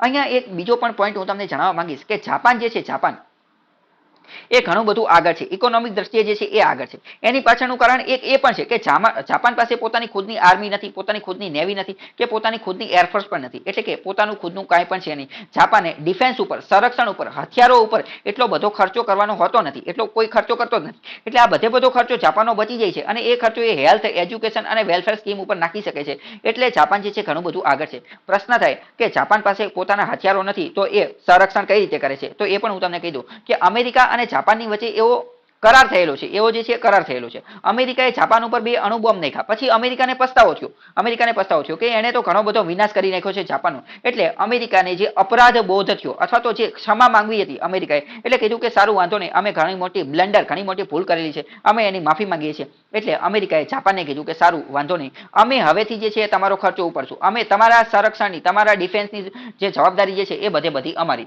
બરાબર? તમારે કોઈ આર્મી, નેવી, એરફોર્સ ને એવું કંઈ રાખવા નથી, અમે તમારું જે છે એ સંરક્ષણ કરશું. એટલે અત્યારે જાપાન ઉપર હુમલો થાય એનો મતલબ એમ કે અમેરિકા ઉપર હુમલો થયો. ઓકે, ખ્યાલ આવ્યો? UNO platform to check the arms race and the achieve disarmament. ભારતે યુએનઓના પ્લેટફોર્મનો પણ ઉપયોગ કરેલો છે આ ડિસઆર્મમેન્ટ માટે. એટલે કે ભારતે યુનાઇટેડ નેશન્સની મીટિંગની અંદર ઘણી બધી વાર ઊભા થઈ અને કીધેલું છે કે આર્મ રેસ, હથિયારોની જે હરીફાઈ જે છે એને અટકાવવી જોઈએ. ઇન્ડિયા ટુક ઇનિશિયેટિવ. ભારતે એક ઇનિશિયેટિવ પહેલ શરૂ કરી છે. હોલ્ડિંગ અ 6 નેશન સમિટ. ન્યૂ દિલ્હીની અંદર 6 દેશોની સમિટ બનાવેલી હતી, 6 દેશોની સમિટ બોલાવી હતી 1985માં. And made concrete proposal for nuclear disarmament. ન્યુક્લિયરનો કઈ રીતે ત્યાગ કરવો એની માટે. By not signing the nuclear non proliferation treaty. ભારતે એનપીટી નો પણ સાઇન કરેલો નથી 1968 ની અંદર જે આવેલી હતી એની. ભારતે CTBT comprehensive test ban treaty એનો પણ સાઇન કરેલો નથી. પછી India has kept the its nuclear option open. India opposes NPT and CTBT. ભારતે એનપીટી અને સીટીબીટી જે છે એ બધાનો જે છે એ વિરોધ કરે છે. કેમ? કારણ કે એ ડિસ્ક્રિમિનેશન, ભેદભાવ કરે છે અને હેજિયો મોનિસ્ટિક નેચરની અંદર છે એટલે, બરાબર? હવે જો આ ટોપિક હું તમને અત્યારે સમજાવીશ નહીં, કે આ કદાચ તમારે ઉપરથી જતું હશે કે એનપીટી શું છે અને સીટીબીટી શું છે, પરંતુ આ ટોપિક અત્યારે સમજાવી શકાય એવો નથી. ડિસ્ક્રિમિનેટરી કઈ રીતે છે એ પણ હું અત્યારે સમજાવીશ નહીં. આ જે સાયન્સ એન્ડ ટેકનોલોજીનો પોર્શન જે છે એમાં આ બધી વસ્તુ જે છે હું તમને ડિટેલમાં સમજાવીશ કે આ સીટીબીટી શું છે ને, બરાબર? પરંતુ અત્યારે સમજો કે ભારતે એનપીટી અને સીટીબીટી સાઇન કરેલી નથી, એ પણ ભારતની એક ફોરેન પોલિસીનો જ ભાગ છે. અને બીજું એ કે સીટીબીટી અને એનપીટી આપણે સાઇન નથી કરેલી, કેમ? કારણ કે એ ડિસ્ક્રિમિનેશન, ભેદભાવ કરી છે એટલે. They perpetuate its an international system in which only 5 nations, USA, Russia, China, UK and France can legitimately possess a nuclear weapon. અત્યારે ખાલી થોડીક ઉપરથી વાત કરીએ તો એનપીટી ની અંદર એવું કીધેલું છે, એનપીટી ની અંદર એવું કીધેલું છે, શું કીધેલું છે કે વિશ્વના બધા જ દેશો જે છે, વિશ્વના બધા જ દેશો એમને પોતાના ન્યુક્લિયર વેપન એટલે કે ન્યુક્લિયર શસ્ત્રો જે છે એનો નાશ કરી નાખવો જોઈએ.